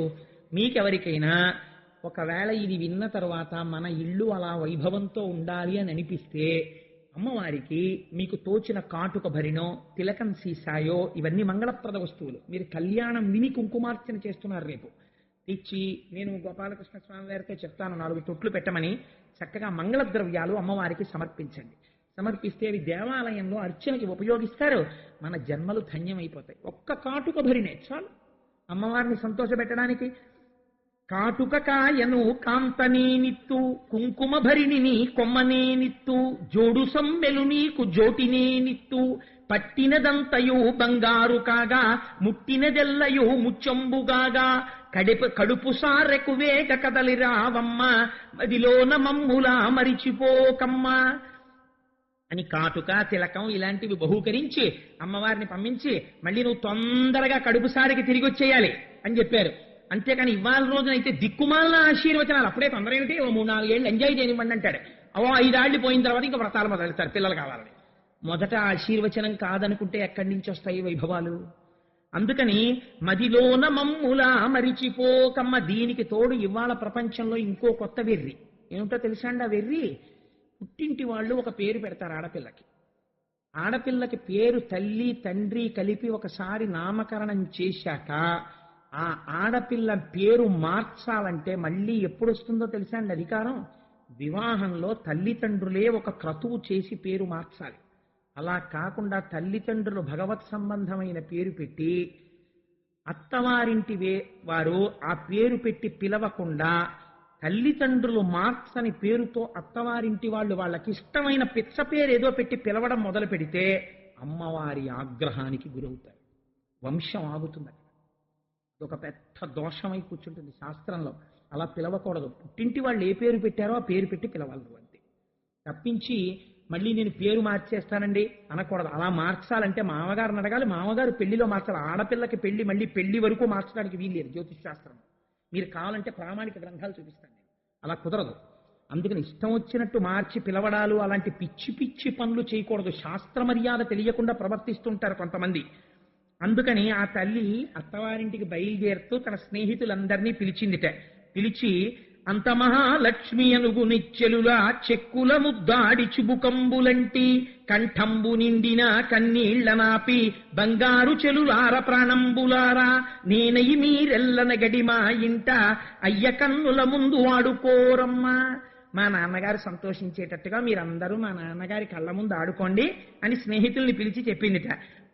పట్టుకుచ్చులు నావి పరికి నీల్నావి పందిట తూగాడు పవిటలు నావి కాళ్ళ గజ్జలు నావి కడియాలు నావి పొలుపైన బచ్చన బొమ్మలు నావి బొమ్మలకును పెట్టు భూషణాలు నావి స్వేచ్ఛగా మీరెల్ల చేసుకోరమ్మా. నా పట్టుపట్టలు, నా జడ కుప్పీలు, నేను వేసుకున్నటువంటి ఆభరణాలు, నా పమిట కొంగులు అన్నీ అదిగో అక్కడ ఉన్నాయి. ఇవన్నీ మీరు తీసుకుని ఆడుకోండి. ఆడుకుంటూ మా నాన్నగారి కళ్ళ ముందు ఆడుకుంటూ అప్పుడప్పుడు నన్ను తలుచుకోండి, మా నాన్నగారు సంతోషిస్తారు అని స్వేచ్ఛగా మీరెల్ల చేకొనరమ్మా అప్పుడప్పుడు లచ్చి తలుచుకోరమ్మా. అప్పుడప్పుడు ఒకసారి మా లక్ష్మిలాగే ఆడేది అంటూ ఉండండి, మా నాన్నగారు సంతోషిస్తారు విని అని బుజ్జగములాడి అందలం వెక్కి కమలాక్షునింటికి కదలె శ్రీలక్ష్మి కనుపాపలో క్రాంతి క్రందుకొన్నట్లు కండ చెక్కెర పాలు కలిసియున్నట్లు అంజనాచలవాసుడల మేలుమంగా జంటవాయక సుఖ సంతోషలీలా సాధురక్షణమును సలుపుచున్నారు. ఆ తల్లి అందలం ఎక్కి బయలుదేరి భర్తని చేకుని శ్రీవేంకటాచలపతి యొక్క వక్షస్థలాన్ని చేరుకుంది. అందుకే ఆనాటి నుంచి ఈనాటి వరకు మనం వెంకటాచలంలోకి వెళ్ళగానే ఆ గర్భాలయం లోపలికి వెళ్లి గుడి దగ్గరికి వెళ్ళగానే ఆ పంపు గొట్టంలోంచి వస్తున్న నీళ్లలో కాళ్ళు గడిగేసుకుని గడప దాటి అటు ఇటు శంఖనిధి పద్మనిధికి నమస్కారం చేసి గడప దాటి కుడికాలు లోపల పెట్టి ఇలా కుడి చేతి వైపుకి పై ఎత్తి చూడగానే అయ్యవారి గడ్డానికి కొట్టుకున్న గుణపాన్ని చూసి ఒక నమస్కారం చేసుకుని 2 అడుగులు ముందుకు ఎయ్యగానే ఆ మంటపాన్ని కట్టినటువంటి వారి యొక్క మూర్తులను చూసి ఒక్క 4 అడుగులు అలా ముందుకు నడుస్తుంటే ఆ పక్కనే రంగనాయకుల మంటపం, అక్కడే తులాభారం, అది దాటగానే రాజా తోడరముళ్ళు పితాబీబీ వాళ్ళ అమ్మగారు వాళ్ళ యొక్క విగ్రహాల్ని చూసి వాళ్ళు ఇలా నమస్కారం పెడుతూ గడ్డాలతో ఆ ఇత్తడి మూర్తులు, బ్రహ్మాండమైన ధ్వజస్తంభం, దానికి కట్టిన దర్భలు, ఈశాన్య దిక్కున ఆ క్షేత్రపాలకుని యొక్క శిల, అది దాటి ఆ పెద్ద గడప దాటి లోపలికి దిగగానే ఎదురుగుండా అద్దాల పేటికలో రంగనాయకుడు ఇలా పడుకుని ఉన్నటువంటి శ్రీరంగనాయకుడు, ఎడం పక్కకి తిరగగానే కంచిలో ఉండే వరదరాజస్వామి వారు ఇలా వరదహస్తం బట్టి ఆయన నమస్కారం చేసి ఆ తాడు పక్క నుంచి ఇలా లోపలికి వెడుతుంటే ఆ గ్రిల్లున్న మంటపం లోపలికి అడుగు పెట్టగానే ఓం నమో వెంకటేశాయ అని వినపడుతుంటే ఇలా కొంచెం ముందుకెళ్లి కుడి పక్కకి చూస్తే రెక్కలు విప్పుతున్నటువంటి గరుత్మంతుణ్ణి చూసి పెద్ద చామంతి పూలదండ, అటువైపు నుంచి ఇలా కొంచెం పక్కకి తిరిగి ఇలా మెట్లు ఎక్కగానే ఎదురుగుండా స్వామివారి యొక్క దివ్యమంగళ విగ్రహాన్ని చూస్తూ గోవిందా గోవిందా అంటూ అడుగులు వేస్తుంటే పద్మాసనస్తయౌ పద్మావతీ దేవి నిజవక్షమందున నిలుపుకొనుచు స్వామివారి యొక్క వజ్ర వైఢూర్య మణిగణ ఖచ్చితమైనటువంటి పెద్ద కిరీటం, దాని మించి ఇలా వ్రేలాడుతున్నటువంటి మలమాల, ఇలా శంఖము చక్రము, ఇలా కుడి చెయ్యి ఎడమ చెయ్యిని తీసుకెళ్లి కటిభాగమునందు నడుము మీద ఉంచి కుడి చేతిని ఇలా పెట్టి ఎవరు నా పాదములను నమ్మారో వాళ్ళకి సంసారము నడుము వరకే వస్తుందని సంకేతిస్తుంటే స్వామివారి అందమైన పాదాలు, దాని మీద బంగారు తొడుగులు, ఆ పైన పూజ చేసినటువంటి తులసిపత్రి, బలిష్టమైన కాళ్ళు, పెద్ద అంచుతో పట్టుపంచ, పాదాలకి కింద ఉన్నటువంటి మణినూపురములు, మోకాళ్ల దగ్గర ఉన్నటువంటి పెద్ద పెద్ద ఆ కంకణాల్లాంటి మంజీరములు, ఆ బలిష్టమైనటువంటి తొడలు, ఇక్కడ వేలాడుతున్నటువంటి నందక ఖడ్గం, స్వామివారి మెడలో వేసుకున్నటువంటి ఆ పెద్ద మనం అందరం కూడా తెల్లవారి లేస్తే పూజిస్తుంటామే సాలగ్రామాలు, ఆ సాలగ్రామాల మాల అయ్యవారి వక్షస్థలంలో ఇటు అటు శ్రీదేవి భూదేవి పూలతో అలంకారం చేయబడి ఉంటే చక్కటి కంఠం, చిన్ని గడ్డం, దానికి అలదినటువంటి గంధం, సున్నాలా ఉన్నటువంటి చిన్ని మూతి, సంపంగి లాంటి సూది ముక్కు, ఊర్ధ్వపుండ్రాలు పెట్టుకుని దయా స్వరూపంతో అందరి మనస్సుల్లోకి ప్రవేశించి చూసేటటువంటి కన్నులు, సన్నటి నడుము,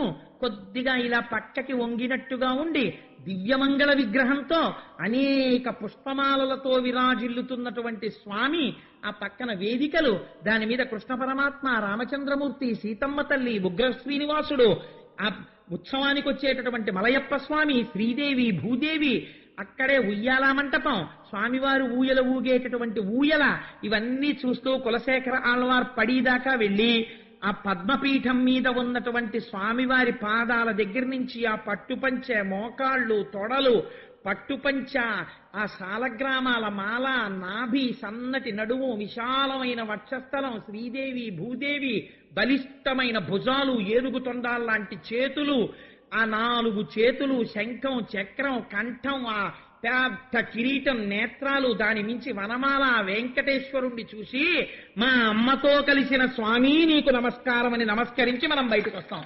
చేత ఆనాటి నుంచి ఈనాటి వరకు దయాళువై అమ్మతో కలిసి సాధురక్షణమును సొలుపుచున్నారు. అరుగని మంగళ సూత్రము, చెరగని కుంకుమ, పసుపు, చెదరని సిరులు, తరగని సుఖముల సంగును, హరిసతీ పాట విన్న అబలలకెప్పుడు. ఈ పాట ఏ తల్లి వింటోందో, ఏ ఇంట్లో పాడుతున్నారో వాళ్ళకి చెక్కు చెదరని పసుపు కుంకుమలు, సౌభాగ్యము కటాక్షించబడతాయి.